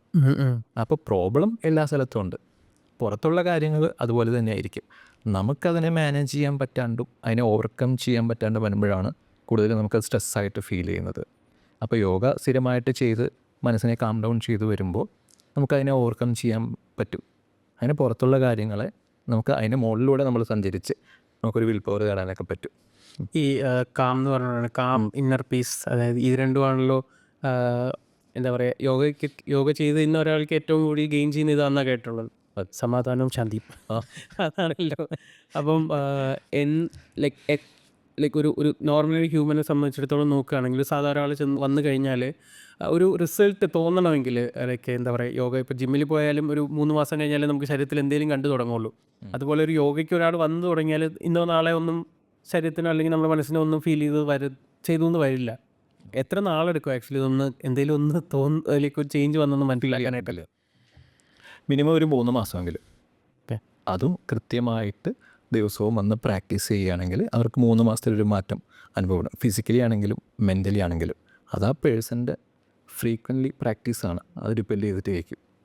ഈ യോഗയിലും നമ്മുടെ ജിമ്മിലൊക്കെ പേഴ്സണൽ ട്രെയിനിങ് ഉള്ളതുപോലെ ഇൻഡിവിജ്വലി ഓരോരുത്തർക്കായിട്ടുള്ളതുണ്ടോ? ഇപ്പോൾ സാർ നേരത്തെ പറഞ്ഞ തീർച്ചയായും ചിലരങ്ങനെ ഒന്ന് ചോദിക്കാറുണ്ട്, നമ്മളങ്ങനെ ക്ലാസ് എടുക്കാറുണ്ട്. അവർക്ക് വേണ്ടി മാത്രമായിട്ട് അവർക്ക് ഒറ്റയ്ക്ക് ചെയ്യണം, കൂടുതൽ കെയർ കിട്ടണം എന്നുള്ളത്. ശരിക്കും ഗ്രൂപ്പ് ക്ലാസ്സിലാണെങ്കിൽ പോലും നമുക്ക് അങ്ങനെ ഒരു കെയർ കൊടുക്കാൻ പറ്റുന്നുണ്ട്. അതുകൊണ്ട് തന്നെയാണ് നമ്മുടെ സ്റ്റുഡിയോയിലും അത്യാവശ്യം ആളുകൾ വരുന്നതും. പിന്നെ നേരത്തെ പറഞ്ഞ പോലെ calm and inner piece, calmness എന്ന് പറയുന്നത് ഷോർട്ടായിട്ടുള്ളൊരു കാര്യമാണ്. ഇപ്പോൾ നമ്മൾ രാവിലെ വന്ന് പ്രാക്ടീസ് ചെയ്തു, നമുക്ക് 1 മണിക്കൂർ പ്രാക്ടീസ് ചെയ്യുമ്പോൾ മൈൻഡൊന്ന് കാമായി എന്ന് തോന്നും. പിന്നെ നമ്മൾ ഓഫീസിലൊക്കെ പോയി കുറച്ച് കഴിയുമ്പോൾ ടെൻഷനാവും. ഇന്നർ പീസ് അങ്ങനെയല്ല, അത് നമ്മളിൽ സംഭവിക്കുന്നതാണ്. അതിന് ഒരു യോഗ എന്നുള്ളൊരു ജീവിത ശൈലിയിലേക്ക് കൊണ്ടുവരണം യോഗ. അതിന് പതഞ്ജലി മഹർഷി പറഞ്ഞിട്ടുണ്ട് അഷ്ടാംഗ യോഗം എന്നുള്ളത്. അത് ആ ഒരു റൂട്ടിലേക്ക് വരുമ്പോൾ നമുക്ക് സ്ഥിരമായിട്ടുള്ള ഇന്നർ പീസിലേക്ക് വരാൻ സാധിക്കും. അതാണ് കാംനെസ്സും ഇന്നർ പീസും തമ്മിലുള്ള വ്യത്യാസം. അടുത്ത് ഈ ഫോക്കസ്, കോൺസെൻട്രേഷൻ, ഇത് സംബന്ധിച്ചാണ് ചോദിക്കാനുള്ളത്. കാരണം ഒരു എംപ്ലോയി ആയിക്കോട്ടെ, ഒരു സ്റ്റുഡൻറ്റ് ആയിക്കോട്ടെ, അവർക്ക് ഏറ്റവും കൂടുതൽ വേണ്ടത് ഫോക്കസും കോൺസെൻട്രേഷനുമാണ്. അപ്പം അത് അവരുടെ ലൈഫിൽ ഒരുപാട് ഹെൽപ്ഫുള്ളാവും. അപ്പം ഈ പറഞ്ഞത് വെച്ചിട്ട് നോക്കുകയാണെങ്കിൽ യോഗയ്ക്ക് ഒരുപാട് അവരെ ഹെൽപ്പ് ചെയ്യാൻ പറ്റും അതിലും. അപ്പം അതിനെപ്പറ്റി സാറിന് എന്താണ് കമൻറ്റ് ചെയ്യാനുള്ളത്? തീർച്ചയായിട്ടും. എന്ന് വെച്ചാൽ എല്ലാ മനുഷ്യർക്കും ഒരു ഗോള് വേണം. ഇപ്പോൾ ജോലി സ്ഥലത്താണെങ്കിലും ശരി, സ്റ്റുഡൻസിനാണെങ്കിലും ശരി, ആ ഗോളിനെ റീച്ച് ചെയ്യാനായിട്ട് യോഗ സഹായിക്കും. എന്ന് വെച്ചാൽ നമ്മളെ ഗോളിൽ റീച്ച് ചെയ്യാനായിട്ട് തടസ്സം വരുന്നത് എന്താ? പഞ്ചേന്ദ്രിയങ്ങളാണ്. നമ്മുടെ കണ്ണും മൂക്കും നാക്കും ത്വക്കും ചെവിയെല്ലാം അതിൻ്റെ വിഷയങ്ങളിൽ പോകുമ്പോൾ നമ്മുടെ കോൺസെൻട്രേഷൻ പോകുന്നുണ്ട്. നമ്മുടെ ഗോൾ എന്താണ്, ലക്ഷ്യം എന്താണോ അതിലേക്ക് എങ്ങനെ ഫോക്കസ് ചെയ്യാൻ പറ്റും. അതിന് യോഗ പ്രാക്ടീസ് ചെയ്യുമ്പോൾ, ഇപ്പോൾ യോഗാസനങ്ങളാണെങ്കിലും പ്രാണായാമമാണെങ്കിലും മെഡിറ്റേഷൻ ആണെങ്കിലും ആ ഒരു പരിശീലനമാണ് നമ്മൾ കൊടുക്കുന്നത്. ബ്രെയിൻ ഒന്ന് സ്റ്റിമുലേറ്റ് ചെയ്യാൻ വേണ്ടിയിട്ട്. എന്ന് വെച്ചാൽ പുതിയൊരു കാര്യം നമ്മൾ പ്രാക്ടീസ് ചെയ്യിപ്പിക്കും. 5 മിനിറ്റ് ആണെങ്കിലും ശരി, 10 മിനിറ്റ് ആണെങ്കിലും 1 മണിക്കൂറാണെങ്കിലും. പക്ഷേ സ്ഥിരമായിട്ട് ചെയ്യുമ്പോൾ ആ ഒരു കഴിവ് വർദ്ധിക്കും. ഒരു വിഷയത്തിൽ ഫോക്കസ് ചെയ്യാനുള്ള നമ്മുടെ കഴിവ് വർദ്ധിപ്പിക്കും. അങ്ങനെ ദിവസവും നമ്മൾ യോഗ പരിശീലിച്ച് കഴിഞ്ഞാൽ നമുക്ക് അങ്ങനെ ഒരു റിസൾട്ടിലേക്ക് വരാൻ പറ്റും. കോൺസെൻട്രേഷൻ കൂടും. നമ്മുടെ ഗോളിന് എന്താണോ വേണ്ടത്, നമ്മുടെ ലക്ഷ്യത്തിന് എന്താണോ വേണ്ടത്, ആ ഒരു വിഷയത്തിലേക്ക് മാത്രം ഫോക്കസ് ചെയ്യാനും മറ്റുള്ള കാര്യങ്ങളൊക്കെ അവോയ്ഡ് ചെയ്യാം. നമ്മളത് ശ്രദ്ധിക്കുകയില്ല. ഒരു ലക്ഷ്യബോധം കൂടി വേണം കേട്ടോ അങ്ങനെ വരികയാണെങ്കിൽ ആണ് നല്ല. യോഗ നമ്മൾ കൂടുതലും എന്താ പറയുക, കുറച്ച് സ്പിരിച്വലായിട്ടാണ് നമ്മുടെ പലരീ യോഗാചാര്യന്മാരെന്നല്ലേ അവരെ പറയുന്നത്, കുറേ വലിയ ആൾക്കാരുള്ളവർ കുറച്ചുകൂടെ സ്പിരിച്വലായിട്ടാണ് അതിനെ കാണിച്ച് അങ്ങനെ തോന്നില്ലല്ലേ? അങ്ങനെ വിളിക്കാവോ യോഗാചാര്യൻ? എന്നെ വിളിക്കണ്ട, അതിലൊക്കെ വലിയ വലിയ ആളുകളുണ്ട്. ഞാനൊരു യോഗ ട്രെയിനറാണ്. എന്ന് വെച്ചാൽ ഇനിയും ഒരുപാട് കൂടുതൽ പഠിക്കാനും ഒരുപാട് കാര്യങ്ങൾ അറിയാനും ഒക്കെ ഉണ്ട്. അപ്പോൾ ആ ഒരു സമയമാകുമ്പോൾ അങ്ങനെയൊന്നും ആഗ്രഹിക്കുന്നില്ല, അതൊക്കെ ഒരു സംഭവിക്കുന്നതാണ്. ഇപ്പം നമ്മൾ അത് കൂടുതലും സ്പിരിച്വലായിട്ടാണ് ഇങ്ങനെയുള്ളവർ നമ്മളെ, ഇപ്പം സദ്ഗുരു ആയിക്കോട്ടെ, ബാബ രാംദേവ് ആയിക്കോട്ടെ, അവരെല്ലാവരും അതിനെ കുറച്ചുകൂടെ ഒരു സ്പിരിച്വലായിട്ടാണ് ഇതിനെ കണക്ട് ചെയ്തേക്കുന്നത്. അപ്പം യോഗയും സ്പിരിച്വാലിറ്റി തമ്മിൽ എന്തോരം കണക്ഷൻ ഉണ്ട് ആക്ച്വലി? അവരുമായിട്ട് ബന്ധപ്പെടുത്തിയിട്ട് എന്നോട് ചോദിക്കരുത്. ഞാനൊരു സാധാരണ മനുഷ്യനാണ്. എൻ്റെ ഒരു കാഴ്ചപ്പാടിൽ ഇപ്പം ഞാൻ ഈ പറയും നമ്മുടെ ഈ ടോക്ക് പോലും എന്നെപ്പോലെ ഒരു സാധാരണ മനുഷ്യന് മനസ്സിലാകുന്ന രീതിയിലായിരിക്കണം അവതരിപ്പിക്കേണ്ടത്. അങ്ങനെയുള്ള കാര്യങ്ങളാണ് പറയേണ്ടത് എൻ്റെ ഒരു ആഗ്രഹം. അപ്പോൾ സ്പിരിച്വാലിറ്റി എന്ന് പറയുമ്പോൾ എൻ്റെ ഒരു അഭിപ്രായത്തിൽ നമ്മളിപ്പോൾ പുതിയ പുതിയ ആളുകൾ യോഗയിലേക്ക് നമ്മുടെ സെൻറ്ററിലേക്ക് വരുമ്പോൾ തന്നെ അവർക്ക് ഇങ്ങനെ കടുകട്ടിയായിട്ടുള്ള കാര്യങ്ങൾ പറഞ്ഞു കഴിഞ്ഞാൽ പിറ്റേ ദിവസം ക്ലാസ്സിൽ അവരുണ്ടാവില്ല. അവർക്ക് സ്പിരിച്വാലിറ്റി എന്ന് പറയുന്നത് സമാധാനമാണ്. ഇപ്പോൾ നേരത്തെ ആ സാറ് പറഞ്ഞ പോലെ. അപ്പോൾ അതിന് വേണ്ടത് എല്ലാ പ്രവർത്തനം, ഇപ്പോൾ നമുക്ക് എന്ത് വേണമെങ്കിലും ആവാം, നല്ല കാർ മേടിക്കാം, വീട് മേടിക്കാം, പക്ഷെ നമ്മൾ ചെയ്യുന്ന പ്രവൃത്തിയിൽ ഒരു ധർമ്മം ഉണ്ടാവണം. മറ്റുള്ളവരെ ഉപദ്രവിക്കാതെ, മറ്റുള്ളവർക്ക് സങ്കടം വരുത്താതെ എല്ലാ പ്രവൃത്തിയിലും ധർമ്മത്തിൻ്റെ അടിസ്ഥാനത്തിലായിരിക്കണം നമ്മൾ ചെയ്യേണ്ടത്. അതാണ് എൻ്റെ ഇപ്പോഴുള്ളൊരു അറിവ് വെച്ചിട്ട് സ്പിരിച്വാലിറ്റി എന്ന് സാധാരണക്കാർക്ക് മനസ്സിലാകേണ്ടത്. then അതിലൂടെ പോകുമ്പോൾ കൂടുതൽ കൂടുതൽ വലിയ വലിയ ആചാര്യന്മാർ പറയുന്ന പോലുള്ള കാര്യങ്ങൾ നമ്മളിലേക്ക് സംഭവിക്കും. നമ്മളെ യോഗയിൽ ഞാൻ ആക്ച്വലി സദ്ഗുരുവിൻ്റെ ഒരു വീഡിയോയിലാണ് കണ്ടത്, ഒരു സെൽഫ് റിയലൈസേഷൻ, അതായത് നമ്മളെ തന്നെ മനസ്സിലാക്കുന്നു എന്ന് പറയുന്നത് ഒരു പ്രോസസ്സ് ഇതിൽ നിന്ന് സംഭവിക്കുമെന്ന് കണ്ടു. അപ്പം അതിനെപ്പറ്റി എന്താണ് പറയാനുള്ളത്? കാരണം തത്വമസല്ലേ, ലൈക്ക് അങ്ങനെയല്ല എന്തൊക്കെ പറയുന്നത്, നമ്മളെ തന്നെ മനസ്സിലാക്കുന്നത് പറയാം അത്. അപ്പം അതിൽ ആക്ച്വലി എന്താണ് യോഗ എന്താണ് നമ്മൾ അതിൽ എങ്ങനെയാണ് ഹെൽപ്പ് ചെയ്യുന്നത്? അത് അതിന് നമ്മൾ ഈ 1 മണിക്കൂർ പ്രാക്ടീസ് കൊണ്ട് പോരാ. നമ്മൾ നമ്മളെ തന്നെ അറിയുക എന്നുള്ളതാണ്. ശരിക്കും പറഞ്ഞാൽ മനുഷ്യജന്മം എന്ന് പറയുന്നത് ദുഃഖിക്കാനുള്ളതാണ്. ഇതിൻ്റെ അൾട്ടിമേറ്റ് എന്ന് പറയുന്നത് ഇപ്പോൾ ബാഹ്യമായിട്ട് പറയുകയാണെങ്കിൽ ഒരുപാട് ഫിസിക്കൽ ബെനിഫിറ്റ്, അങ്ങനെ ഓരോ കാര്യം, മൈൻഡ് കാംനെസ് ഒക്കെ പറയാമെന്നാണെങ്കിലും മോക്ഷമാണ് ഇതിൻ്റെ അൾട്ടിമേറ്റ് ലക്ഷ്യം. എന്നുവെച്ചാൽ കർമ്മം, ക്ലേശം, കോശം, മോക്ഷം എന്ന് പറയും. ഇനി ഒരു ജന്മം ഉണ്ടാവരുത് ദുഃഖിക്കാനായിട്ട്. അതാണ് ലക്ഷ്യം വയ്ക്കുന്നത്. അപ്പോൾ അതിലേക്കുള്ളൊരു യാത്രയാണ് സ്വാധ്യായം എന്ന് പറയും. നമ്മളെ തന്നെ അറിയുക, അതായത് നമ്മുടെ ഈ നശിക്കുന്ന ശരീരമല്ല, ഈ ആത്മാവ് മാത്രമാണ് സത്യം എന്നുള്ള രീതിയിൽ നമ്മളെ അറിയാൻ പറ്റണം. അതിന് 1 മണിക്കൂർ പ്രാക്ടീസ് പോരാ. സ്വാധ്യായം എന്ന് വെച്ചാൽ പതഞ്ജലി മഹർഷി പറഞ്ഞിട്ടുണ്ട് അഷ്ടാംഗ യോഗം എന്നുള്ളത്. ആ ഒരു ഇത് നമ്മൾ ശീലിച്ച് പാലിച്ച് വരികയാണെങ്കിൽ നമുക്കതിനെ തിരിച്ചറിയാനും ഈ ഒരു സെൽഫ് റിയലൈസേഷൻ എന്നുള്ള രീതിയിലേക്ക് വരാനും പറ്റും. യോഗ ആക്ച്വലി നമ്മൾ കുറച്ചുകൂടെ നമ്മുടെ ഏൻഷ്യൻ ടൈം അങ്ങനത്തേക്കൊരു മിത്തോളജി, ഇതിഹാസങ്ങളിൽ എല്ലാവർക്കും ഒരുപാട് പറഞ്ഞിട്ടുള്ളത്. അപ്പോൾ അതിനകത്തെല്ലാം യോഗ കൂടുതലും പറയുന്ന വെച്ചാൽ നമ്മുടെ പഴയ ഗുരുകുല വിദ്യാഭ്യാസ സമ്പ്രദായം പോലെ ഒരു ഗുരുവും ശിഷ്യനും തമ്മിലുള്ളൊരു കണക്ഷനാണ് കൂടുതലും. അത് യോഗയിൽ ഒരുപാട്, അല്ലെങ്കിൽ യോഗയെന്നല്ല അന്ന് അതിനെ പറഞ്ഞുകൊണ്ടിരുന്നത്, വേറെ പല പേരിലാണ് പറഞ്ഞത്. അപ്പം ഇന്നത് യോഗയായി, പക്ഷെ അത് കൂടുതലും ഒരു ഗുരുവും ശിഷ്യനും തമ്മിലുള്ളൊരു കണക്ഷനാണ് അതിൽ കൂടുതൽ എന്താ പറയുക ബെനിഫിറ്റ് ചെയ്യുന്നതെന്നുള്ള രീതിയിലാണ് ഞാൻ വായിച്ചത്. അപ്പം ഇപ്പോഴത്തെ കാലത്ത് നോക്കുകയാണെങ്കിൽ ഒരു 10, 30 അല്ലെങ്കിൽ 40 പേരെ ഒരുമിച്ച് ഇത് ചെയ്യിക്കുമ്പോൾ എത്രത്തോളം ഈ കണക്ഷൻ എസ്റ്റാബ്ലിഷ്, ഇപ്പോൾ സാറിന് അപ്പുറത്തിരിക്കുന്ന ആൾക്ക് എന്ത് ഫീൽ ചെയ്യുന്നു, അല്ലെങ്കിൽ അപ്പുറത്തിരിക്കുന്ന ആൾക്ക് എന്താ വേണ്ടത് എന്ന് കുറച്ചുകൂടി മനസ്സിലാക്കിയിട്ടാണല്ലോ സാർ അവർക്ക് വേണ്ടിയിട്ടൊരു എന്താ അല്ലെങ്കിൽ പറയുക. ഇത് ആക്ച്വലി മുമ്പാണെങ്കിലും ഓക്കെ, ഒരു ശിഷ്യനുണ്ടാവും, ചിലപ്പോൾ 8 ശിഷ്യന്മാരുണ്ട്. ഇപ്പം അങ്ങനെയല്ലല്ലോ, ഇത്രയും പേര് ഒരുമിച്ചിരുന്ന്, കാരണം കുറച്ചുകൂടി മോഡേണൈസ് ചെയ്തെന്ന് പറയാം. ഒരു ജിമ്മ് പോലെ ഇത്രയും പേര് ഒരുമിച്ച് വന്നിരുന്ന് ചെയ്യുമ്പോൾ ഇത് ആക്ച്വലി ഇങ്ങനെ ഒരു കണക്ഷൻ എസ്റ്റാബ്ലിഷ് ഇന്നത്തെ യോഗ പ്രാക്ടീസസിൽ പറ്റുന്നുണ്ടോ? പറ്റും. അത് ആ യോഗ എടുക്കുന്ന ആളപേക്ഷിച്ച് ആരോമിൽ എൻ്റെ കഞ്ഞി കൂടി കുട്ടിക്കാനായിട്ട് നോക്കിക്കൊണ്ടിരിക്കുകയാണല്ലോ. അല്ല, ചോദിച്ചതാണ്. അത് പണ്ടത്തെ ഒരു രീതിയാണ്, അതിപ്പോഴും നമുക്ക് ഫോളോ ചെയ്യാൻ പറ്റും. അതാണ് നേരത്തെ പറഞ്ഞത്, ആ യോഗ ക്ലാസ് എടുക്കുന്ന ആളുടെ അറിവും കാര്യങ്ങളുമാണ്. അയാൾ ആ എടുക്കുന്ന ആൾ എത്രത്തോളം ആ വിഷയത്തിനോട് ഡെഡിക്കേഷൻ കാണിക്കുന്നുള്ളത് ഒരു ഇമ്പോർട്ടൻ്റ് ആണ്. ഇപ്പോൾ ഗുരുവും ശിഷ്യനും തമ്മിലുള്ള വ്യത്യാസം വെച്ചാൽ ശിഷ്യന്മാരുടെ മനസ്സിലുള്ള ഇരുട്ട് അകറ്റുന്നത് ആരാണോ അതാണ് ഗുരു.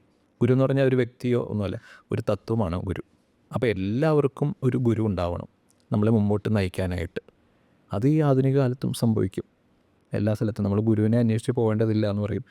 നമ്മൾ വിഷയത്തിലേക്ക് പോയി കഴിഞ്ഞാൽ ഗുരു നമ്മളിലേക്ക് വരും. എന്ന് വെച്ചാൽ ഇപ്പോൾ കൊമേഴ്ഷ്യലൈസ്ഡ് ആണെന്നല്ലേ പറഞ്ഞത് യോഗ, അതിലും ഒരു സർവീസ് ആക്ടിവിറ്റീസ് ഉണ്ട്. എന്ന് വെച്ചാൽ ഒരുപാട് പേർക്ക് ഇതൊരു ജീവിതമാർഗ്ഗമാണ്, പ്രത്യേകിച്ച് ലേഡീസിന്. രാവിലെയും വൈകിട്ടും അവർക്ക് ക്ലാസ് എടുക്കാം. അങ്ങനെ ഒരുപാട് പേർക്ക് ഇതൊരു ഉപകാരമായിട്ട് മാറുന്നുണ്ട്. അപ്പോൾ അതിൽ എൻ്റെ ഒരു കാഴ്ചപ്പാടിൽ തെറ്റൊന്നുമില്ല. പക്ഷേ അത് എങ്ങനെ എടുക്കണം, ഈ 30 പേര് വന്നിരുന്നാലും ഒരുമിച്ച് ക്ലാസ് എടുത്താലും ഈ 30 പേർക്കും ഒരുപോലെ ഗുണം കിട്ടുന്ന, അതായത് അവരവരുടെ വ്യക്തിത്വത്തിന് ചേരുന്ന ഗുണം കിട്ടുന്ന പോലെ ക്ലാസ് എടുക്കാനുള്ള ഒരു അറിവ് ആ ഗുരു ആർജിക്കാം, അല്ലെങ്കിൽ ആ ട്രെയിനർ ആർജിച്ചിരിക്കണം. അവിടെയാണ് ഏത് വിഷയമായാലും അങ്ങനെ തന്നെ നമ്മൾ ഏതാണോ ചെയ്യുന്നത് അതിൽ പൂർണ്ണമായൊരു അറിവ് നേടാനുള്ള ശ്രമവും നമ്മുടെ ആത്മാർത്ഥമായൊരു സമർപ്പണവും അവിടെ ഉണ്ടായിക്കഴിഞ്ഞാൽ പുരാതന കാലം പോലെ തന്നെ നമുക്ക് ഈ ആധുനിക കാലവും വളരെ ഭംഗിയാക്കാം. ഞാൻ സാറിൻ്റെ അവിടെ ഇൻസ്റ്റിറ്റ്യൂട്ടിൽ വന്നപ്പോൾ എനിക്ക് ഒരു മ്യൂസിക് പ്ലേ ചെയ്യുന്നുണ്ടല്ലോ, അതെ. ബാക്ക്ഗ്രൗണ്ട് ഒരു മെല്ലെ കാമായിട്ടുള്ള ഒരു മ്യൂസിക് പ്ലേ ചെയ്യുന്നുണ്ടല്ലോ, അത് ആക്ച്വലി എന്തിനാണ്? സത്യം പറഞ്ഞാൽ ഒന്ന് സുഖിപ്പിക്കാൻ വേണ്ടിയിട്ട്.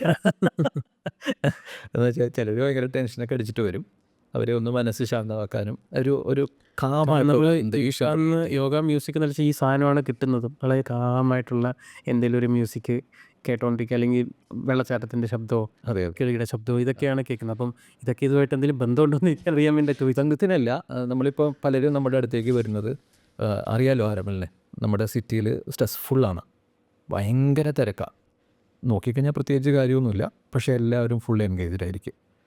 അങ്ങനെ ഒന്ന് ഫ്രീ, അങ്ങനെയുള്ള ആളുകളാണ് ഒന്ന് ഫ്രീ ആകാൻ വേണ്ടിയിട്ട് നമ്മുടെ അടുത്തേക്ക് വരുന്നത്. അപ്പോൾ അവരുടെ മൈൻഡ് കാമാക്കാൻ, ഒന്ന് റിലാക്സ് ചെയ്യിപ്പിക്കാൻ വേണ്ടിയിട്ട് നമ്മൾ ഇത് ഉപയോഗിക്കുന്നതാണ്. പുരാതന കാലത്ത് അങ്ങനെയൊന്നുമില്ല, ഇപ്പോൾ ഉള്ള കാലത്താണ് അങ്ങനെ ഇത് തന്നിരിക്കുന്നത്. ഓക്കെ സാറ് യോഗ ഫിലോസഫി വന്നപ്പോൾ ഒരു കർമ്മം ധർമ്മം ആ ഒരു രീതിയിൽ ഇപ്പോൾ പറഞ്ഞിട്ടുണ്ടായിരുന്നില്ലേ, അത് ആക്ച്വലി എന്താണെന്ന് കുറച്ചുകൂടെ ഒന്ന് വിശദീകരിച്ച് പറഞ്ഞുതരാം. കർമ്മം ധർമ്മം നേരത്തെ പറഞ്ഞ പോലെ നമ്മുടെ യോഗയുടെ അൾട്ടിമേറ്റ് എന്ന് പറയുന്നത് മോക്ഷമാണ്. ഇനിയൊരു ജന്മം ഉണ്ടാവില്ല എന്ന് വെച്ചാൽ മനുഷ്യൻ ദുഃഖിക്കാനായിട്ടുള്ളൂ ജനിച്ചിരിക്കുന്നത്. അത് ഇനിയൊരു ജന്മം വരുന്നത് കർമ്മത്തിലൂടെയാണ്. നമ്മൾ ഇന്ന് ചെയ്യുന്ന കർമ്മമാണ് ഭാവിയിൽ നല്ല കർമ്മമാണെങ്കിൽ ഓക്കെ, അതല്ല മോശമാണെങ്കിൽ അത് ക്ലേശത്തിന് വഴിവെക്കും, എന്ന് വെച്ചാൽ ദുഃഖത്തിന്. അങ്ങനെ ക്ലേശത്തിന് വഴിവെക്കുമ്പോൾ അത് പുതിയൊരു കോശത്തിന് കാരണമാകും, പുതിയൊരു ജന്മത്തിന് കാരണമാകും, അത് നമുക്ക് മോക്ഷത്തിന് തടസ്സമാകും. ഇത് കുറച്ച് കടുപ്പമുള്ള വിഷയമാണ്. സാധാരണ ഒരാൾക്ക് ഇത് കേൾക്കുകയാണെങ്കിൽ അവരിറങ്ങി ഓടും. അപ്പോൾ ഇത് ഇത്രയും മനസ്സിലാക്കാവുന്നതാണ് എൻ്റെ ഒരു അഭിപ്രായം. ഓക്കെ, യോഗയിൽ ആക്ച്വലി നമ്മുടെ ഇപ്പോഴത്തെ ഒരു മോഡേൺ സയൻസ് അല്ലെങ്കിൽ മെഡിസിനായിട്ട് റിലേറ്റ് ചെയ്യാൻ പറ്റുമോ? ഇപ്പോൾ യോഗയിൽ ഇപ്പം സാറ് ഏതെങ്കിലും എന്തെങ്കിലും ആക്ടിവിറ്റി ഇപ്പോൾ പ്രാണായാമം അങ്ങനെ എന്തെങ്കിലും പുതിയ ഇപ്പോൾ മോഡേൺ സയൻസുമായിട്ട് ബന്ധപ്പെടുത്താൻ പറ്റുമോ നമുക്ക്? തീർച്ചയായും. ഇപ്പോൾ നേരത്തെ പറഞ്ഞ പോലെ തന്നെ ഒരു ആക്സിഡൻറ്റ് കേസ് അങ്ങനെയുള്ളത് നമുക്കൊന്നും ചെയ്യാൻ പറ്റില്ല. എന്ന് വെച്ചാൽ ഈ ഏതൊരു ഡിസീസിനും ഒരു മൂല കാരണം ഉണ്ടാവും. യോഗയിലെ സ്റ്റഡി എന്ന് പറയുന്നത് ആ മൂല കാരണത്തെ കണ്ടുപിടിക്കും. നമ്മൾ അതിനെയാണ് ക്യൂർ ചെയ്യാൻ ശ്രമിക്കുന്നത്. എല്ലാം നമുക്ക് പറ്റില്ല, എല്ലാ ഡിസീസിനും അങ്ങനെ പറ്റില്ല. പക്ഷേ ഇപ്പോൾ ഡയബറ്റിക് ഒക്കെ ആണെങ്കിൽ നമുക്ക് കൺട്രോൾ ചെയ്ത് നിർത്താനൊക്കെ പറ്റും യോഗ വെച്ചിട്ടാ. തീർച്ചയായിട്ടും. ഓക്കെ, അങ്ങനെ എല്ലാ BP എല്ലാ കാര്യങ്ങളും ചിലതൊക്കെ പൂർണ്ണമായിട്ട് മാറും, ചിലതൊക്കെ കൺട്രോൾ ചെയ്തിട്ട് കൂടാതെ ഇരിക്കാനായിട്ട് പറ്റും. ഇവിടെ വിഷയം എന്ന് പറയുന്നത് ഇപ്പോൾ ആധുനിക കാലത്ത് രോഗം വന്നതിന് ശേഷമാണ് പലരും യോഗയെ സമീപിക്കുന്നതും മാറ്റാൻ ശ്രമിക്കുന്നത്. ഇതൊരു ജീവിതശൈലിയാണ്. ചെറുപ്പം തൊട്ടേ നമ്മളിത് പഠിച്ചു വരികയാണെങ്കിൽ ഇങ്ങനെയുള്ള രോഗങ്ങളൊന്നും ഉണ്ടാവില്ല. വന്നതിന് ശേഷമാണ് ഓരോരുത്തർ ആലോചിക്കുന്നത്. ഇപ്പോൾ പഴയ അമ്മമാർ പറയില്ലേ, ചട്ടുക നിന്നിട്ട് പറയും ഇത് കരിയുമ്പോൾ ഇളക്കാനുള്ളതല്ല, കരിയാതിരിക്കാൻ ഇളക്കാൻ ഉള്ളതാണെന്ന് പറയും. ആ ഒരു ഇതാണ്, ആ ഒരു തിരിച്ചറിവിലേക്ക് നമ്മളെല്ലാവരും വരണം. ഞാൻ ആക്ച്വലി വായിച്ചാണ് yoga actually will help in curing എന്ന് പറയാൻ പറ്റില്ല, അല്ലെങ്കിൽ ഓവർകമ്മിങ് ഈഗോ. ഒരു മലയാളിയായ നമ്മൾ ഏറ്റവും കൂടുതൽ കണ്ടിട്ടുള്ളത് ഈഗോ ആയിരിക്കും. അപ്പുറത്തേക്കുന്ന വ്യക്തികളൊന്നും ഒരിക്കലും ഇപ്പുറത്തേക്കുന്നവർക്ക് ഇഷ്ടമല്ല. അപ്പം അതെങ്ങനെയാണ് ആക്ച്വലി അതൊരു മെൻ്റൽ ഇൽനെസ് എന്നൊന്നും വിളിക്കാൻ പറ്റത്തില്ല, എന്നാലൊരു മെൻ്റൽ കണ്ടീഷനാണല്ലോ അപ്പുറത്തിരിക്കുന്ന ഒരു ഈഗോ തോന്നുന്നു പറയുന്നത്. ഓക്കെ, അതെങ്ങനെ ആക്ച്വലി യോഗയ്ക്ക് അത് ഓവർകം ചെയ്യാൻ പറ്റുന്നത്? ഞാൻ വായിച്ചപ്പോൾ ഭയങ്കര ഇൻട്രസ്റ്റിംഗ് ആയിട്ട് തോന്നി. ആണോ? ശരി. അത് പറയുകയാണെങ്കിൽ നമ്മൾക്കിപ്പോൾ എല്ലാ ഇമോഷൻസും നല്ലതുമുണ്ട് ചീത്തയുണ്ട്. ഇപ്പോൾ ദേഷ്യം ചീത്തയാണെന്ന് മാത്രം പറയാൻ പറ്റുമോ? ഇല്ല. കാരണം ഇപ്പോൾ ആരോമലിൻ്റെ വീട്ടിൽ കുറച്ച് പേരെ ജോലിക്ക് നിർത്തുന്നു. ആരോമൽ അവർ പറയുന്ന പേയ്മെൻറ്റ് കൊടുക്കാനും തയ്യാറാണ്. ഇത്ര മണിക്കൂർ അവർ ജോലി ചെയ്യും. അവർ ആ ഇത്ര മണിക്കൂർ ജോലി ചെയ്യാതെ ഉഴപ്പുകയാണെങ്കിൽ അവരെ ആരോമൽ പുന്നരിക്കോ ദേഷ്യപ്പെടുമോ? ദേഷ്യപ്പെടും. അപ്പോൾ അത് നല്ല ദേഷ്യമാണോ ചീത്ത ദേഷ്യമാണോ? നല്ല ദേഷ്യമാണ്. നല്ല ദേഷ്യമാണല്ലോ. എന്ന് വെച്ചാൽ ഒന്ന് കറക്റ്റ് ചെയ്യാൻ നമ്മൾ ശ്രമിക്കുന്നുണ്ട്.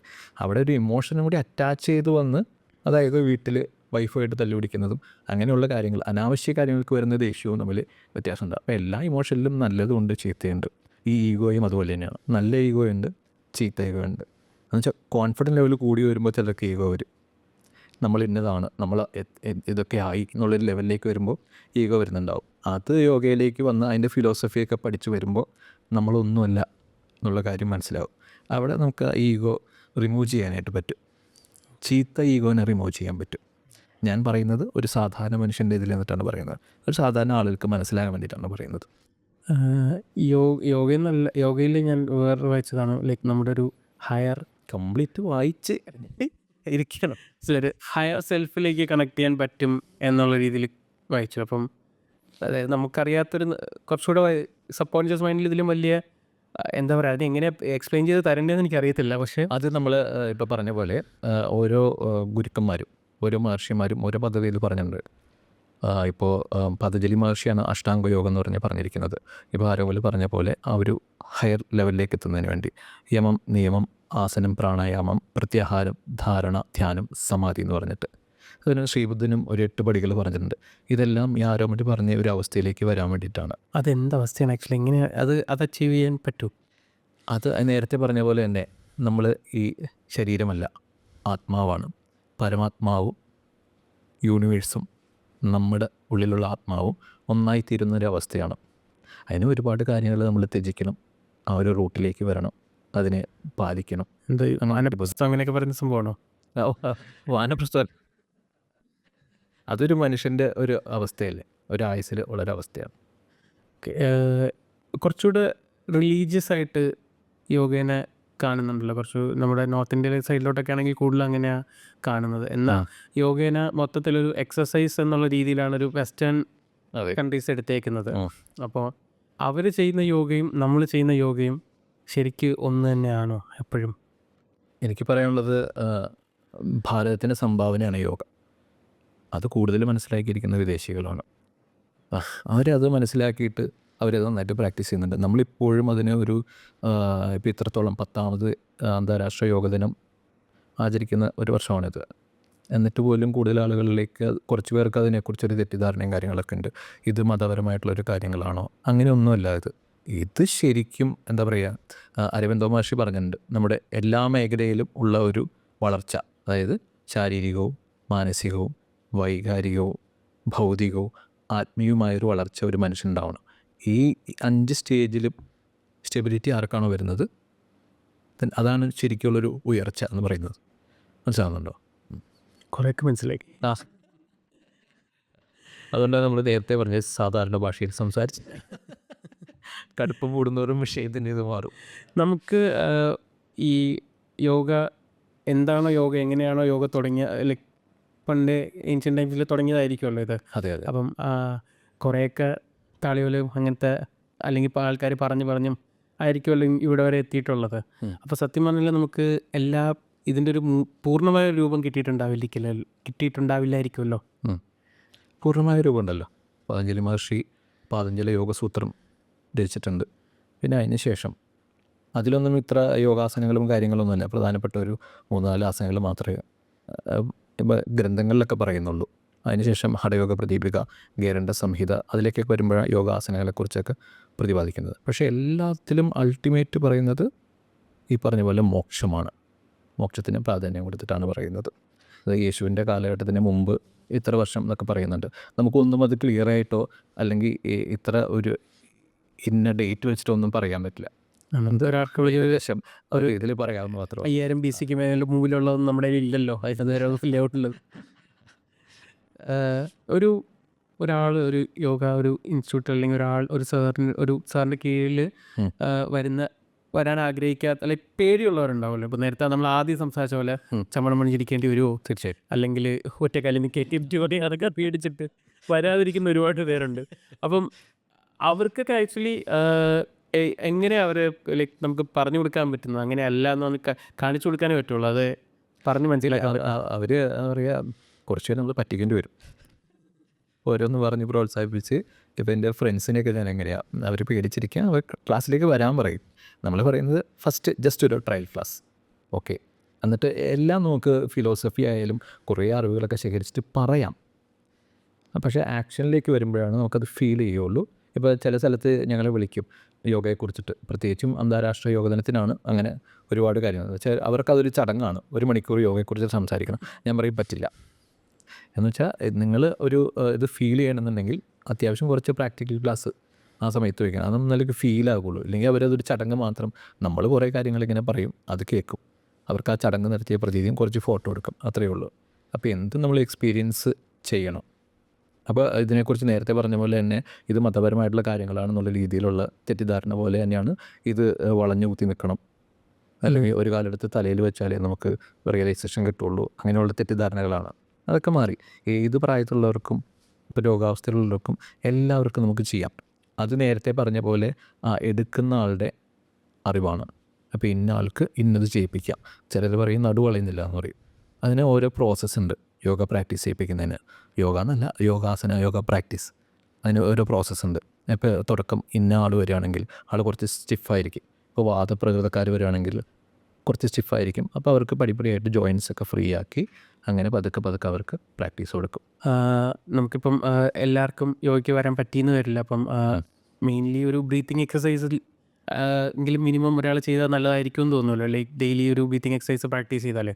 അപ്പം എന്ത് രീതിയിൽ അത് പ്രാക്ടീസ് ചെയ്യണമെന്ന് സാറിന് നമ്മുടെ ഓഡിയൻസിന് പറഞ്ഞു കൊടുക്കാൻ പറ്റുമോ? അപ്പോൾ തീർച്ചയായിട്ടും നമ്മൾ ഇപ്പോഴത്തെ ഒരു കാലഘട്ടം എന്ന് പറയുന്നത്, പണ്ട് നമ്മൾ ACBC എന്ന് പറഞ്ഞിരുന്നു. എന്താ? Before Christ, after Christ.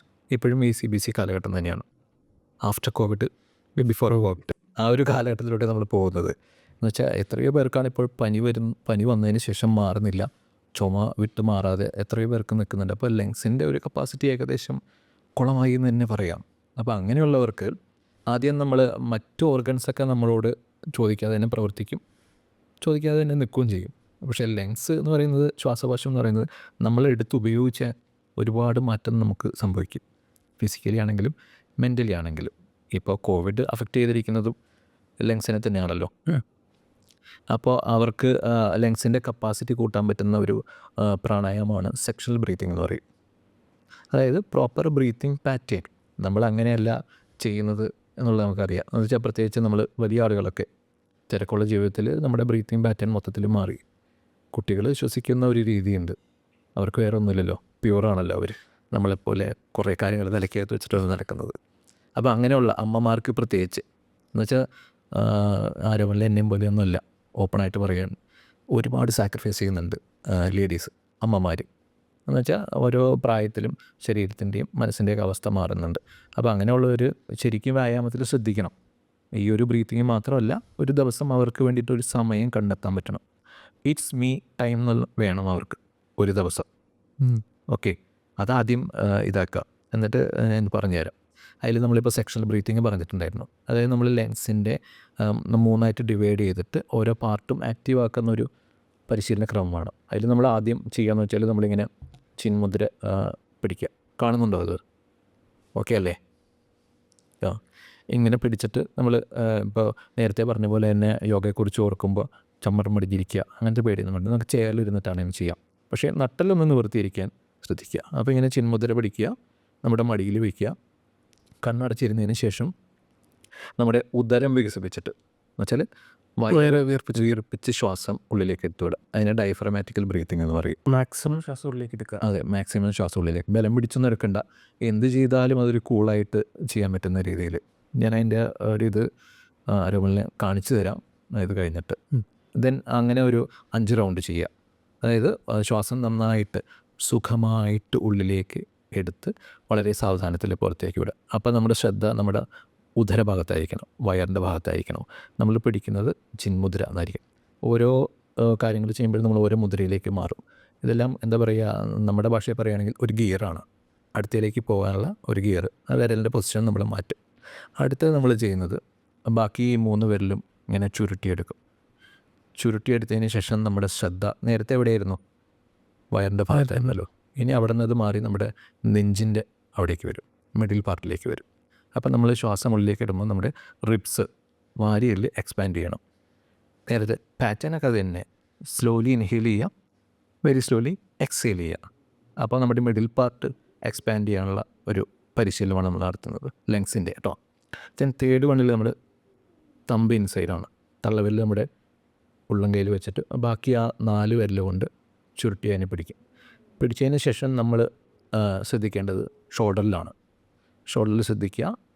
ബലം പിടിച്ചിട്ട് അതിനെ ഉയർത്താനോ താഴ്ത്താനോ ഒന്നും വേണ്ട. അവിടെ ശ്രദ്ധിച്ചിട്ട് ശ്വാസം ഉള്ളിലേക്ക് എടുത്ത് വിടുക. നേരത്തെ പറഞ്ഞ പോലെ തന്നെ സ്ലോ ബ്രീത്തിങ്, സ്ലോലി ഇൻഹേൽ ചെയ്യുക, എക്സേൽ ചെയ്യുക. ദെൻ 4ാമത്തെ സ്റ്റെപ്പിൽ നേരെ അവിടെ കൊണ്ട് നമ്മുടെ വയറിൻ്റെ അവിടെ കൊണ്ട് വയ്ക്കുക. കൈ ഇങ്ങനെ നേരത്തെ സെപ്പറേറ്റ് ചെയ്ത 3 കാര്യങ്ങൾ നമ്മൾ ഒരുമിച്ച് ചെയ്യും. അതായത് ശ്വാസം ഉള്ളിലേക്ക് വരുമ്പോൾ നമ്മുടെ വയറ് വീർക്കണം, ചെസ്റ്റ് എക്സ്പാൻഡ് ചെയ്യണം, ഷോൾഡർ ലിഫ്റ്റ് ആവണം. ശ്വാസം ഉള്ളിലേക്ക് പോകുമ്പോൾ വയറ് ചുരുങ്ങി, നെഞ്ച് ചുരുങ്ങി, ഷോൾഡർ താഴേക്ക് വരും. ഇവിടെ നമ്മൾ ചെയ്യുമ്പോൾ ഈ അലൈൻമെൻറ്റ് കറക്റ്റ് ചെയ്യാണ് ചെയ്യുന്നത്. ഇപ്പോൾ യോഗ പ്രാക്ടീസ് ചെയ്യുമ്പോൾ ഏതാണ് സിസ്റ്റം, അതിൻ്റെ സപ്പോർട്ടിങ് സിസ്റ്റത്തിനെയാണ് നമ്മൾ ആക്റ്റീവ് ആക്കുന്നത്. ഇപ്പം നമ്മൾ മുട്ടുവേദന വരികയാണെങ്കിൽ നമ്മൾ തൈ മസിലും കാഫ് മസിലും സ്ട്രെങ്തൻ ചെയ്യും.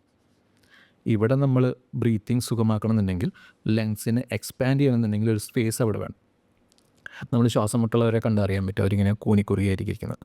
ആസ്മയൊക്കെ ഉള്ളവർ, അവരുടെ റിബ്സ് ചുരുങ്ങിയിരിക്കുന്നത്, എന്ന് വെച്ചാൽ അവരുടെ ബോഡിയുടെ അലൈൻമെൻറ്റ് കറക്റ്റല്ല.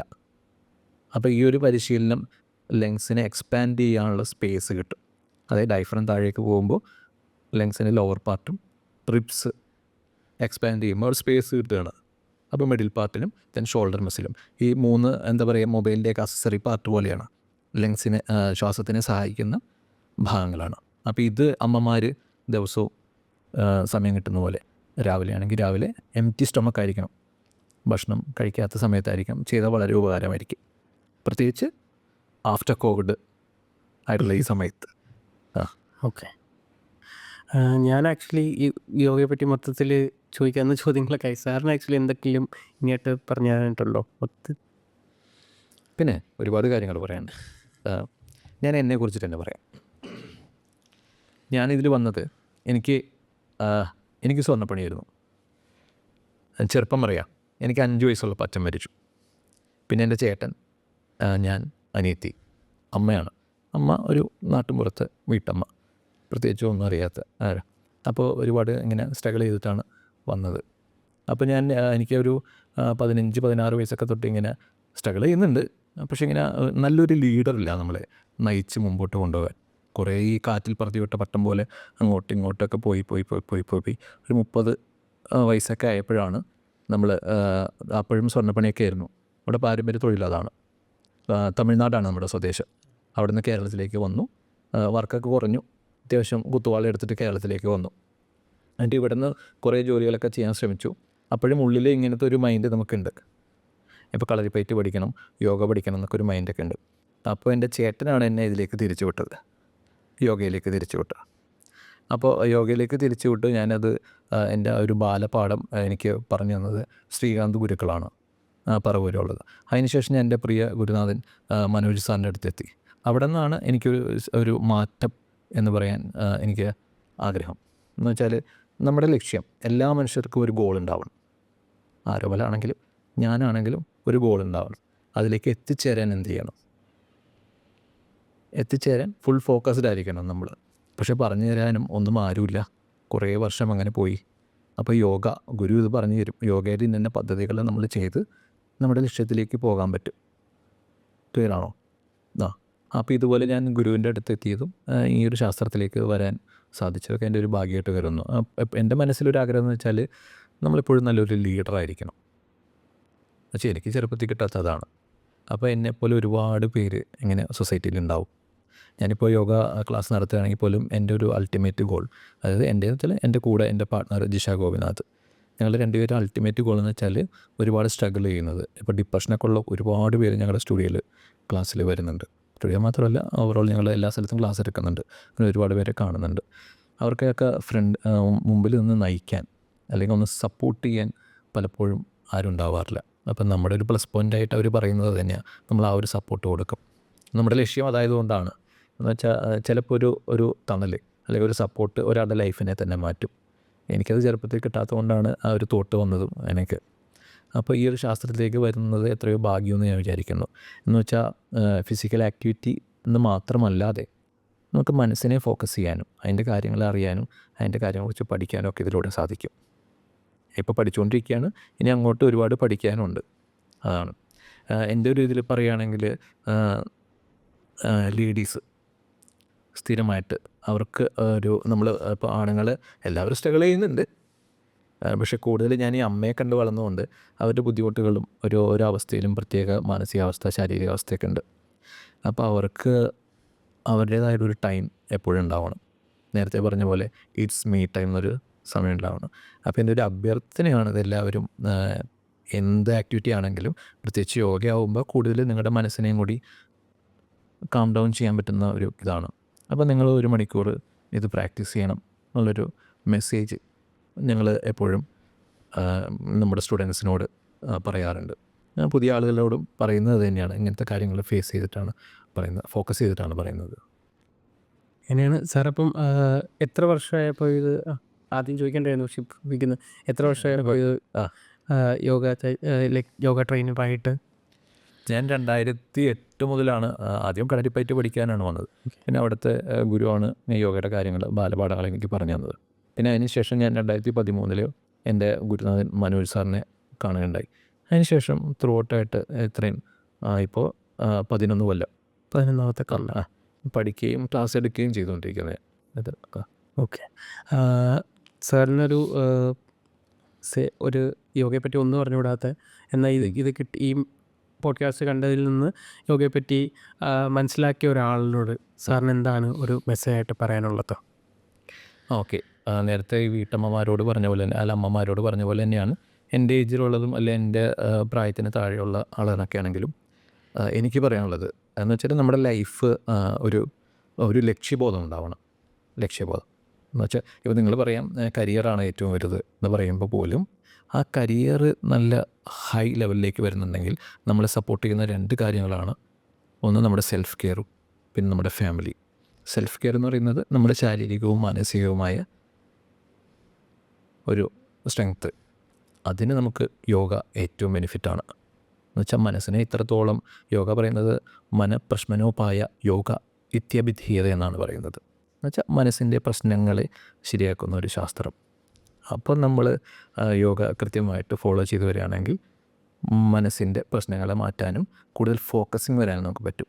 അതിൻ്റെ മെയിൻ ബെനിഫിറ്റ് എന്ന് പറയുന്നത് മനസ്സ് എപ്പോഴാണോ ശാന്തമാകുന്നത് അപ്പോഴാണ് മനസ്സിൻ്റെ വിൽ പവറും ക്രിയേറ്റിവിറ്റിയും വരുന്നത്. അപ്പോൾ നമുക്ക് കൂടുതൽ കാര്യങ്ങൾ നമുക്ക് വേണ്ടി ചെയ്യാൻ, ലോകത്തിന് വേണ്ടി ചെയ്യാൻ നമുക്ക് സാധിക്കും. അപ്പോൾ നിങ്ങളെല്ലാവരും സെൽഫ് ആയിട്ടുള്ളൊരു പ്രാക്ടീസിന് വേണ്ടിയിട്ട് ഇമ്പോർട്ടൻസ് കൊടുക്കണം. എന്നിട്ട് നിങ്ങളുടെ ഗോൾ റീച്ച് ചെയ്യണം. നമ്മുടെ ലൈഫ് കൊണ്ട് നമുക്കും നമ്മുടെ കുടുംബത്തിനും ഈ സമൂഹത്തിനും ഒരുപാട് ഗുണങ്ങളുണ്ടാവണം. അങ്ങനെ ഒരു ലക്ഷ്യം ഉണ്ടാവണമെന്നാണ് എനിക്ക് നിങ്ങളോട് പറയാനുള്ളത്. സാധാരണ ഒരാളായിട്ട് നിന്നിട്ടാണ് പറയുന്നത്. ഞാൻ എൻ്റെ ജീവിതത്തിലുള്ള കാര്യങ്ങളൊക്കെ വെച്ചിട്ടാണ് എനിക്ക് പറയാൻ പറ്റും. കുറച്ച് കഴിയുമ്പോൾ ഞാൻ ഇനിയും പഠിച്ചുകൊണ്ടിരിക്കുകയാണ്. അങ്ങനെ എൻ്റെ യാത്ര തുടർന്നുകൊണ്ടിരിക്കുകയാണ്. ഇനി ഒരുപാട് കാര്യങ്ങൾ എനിക്ക് പറയാൻ സാധിക്കും. ആദ്യമായുള്ള യോഗാചാര്യൻ എന്ന് പറഞ്ഞിട്ട് അടുത്തൊരു പോഡ്കാസ്റ്റ് നമുക്ക് ചെയ്യാം. യെസ്, യോഗാചാര്യൻ ഒരിക്കലും ആയിട്ടില്ല. യോഗ ട്രെയിനർ മതി ഇപ്പോൾ താൽക്കാലികത്തെ. അത് വലിയൊരു വാക്കാണ്, വലിയൊരു സ്റ്റേജാണ്.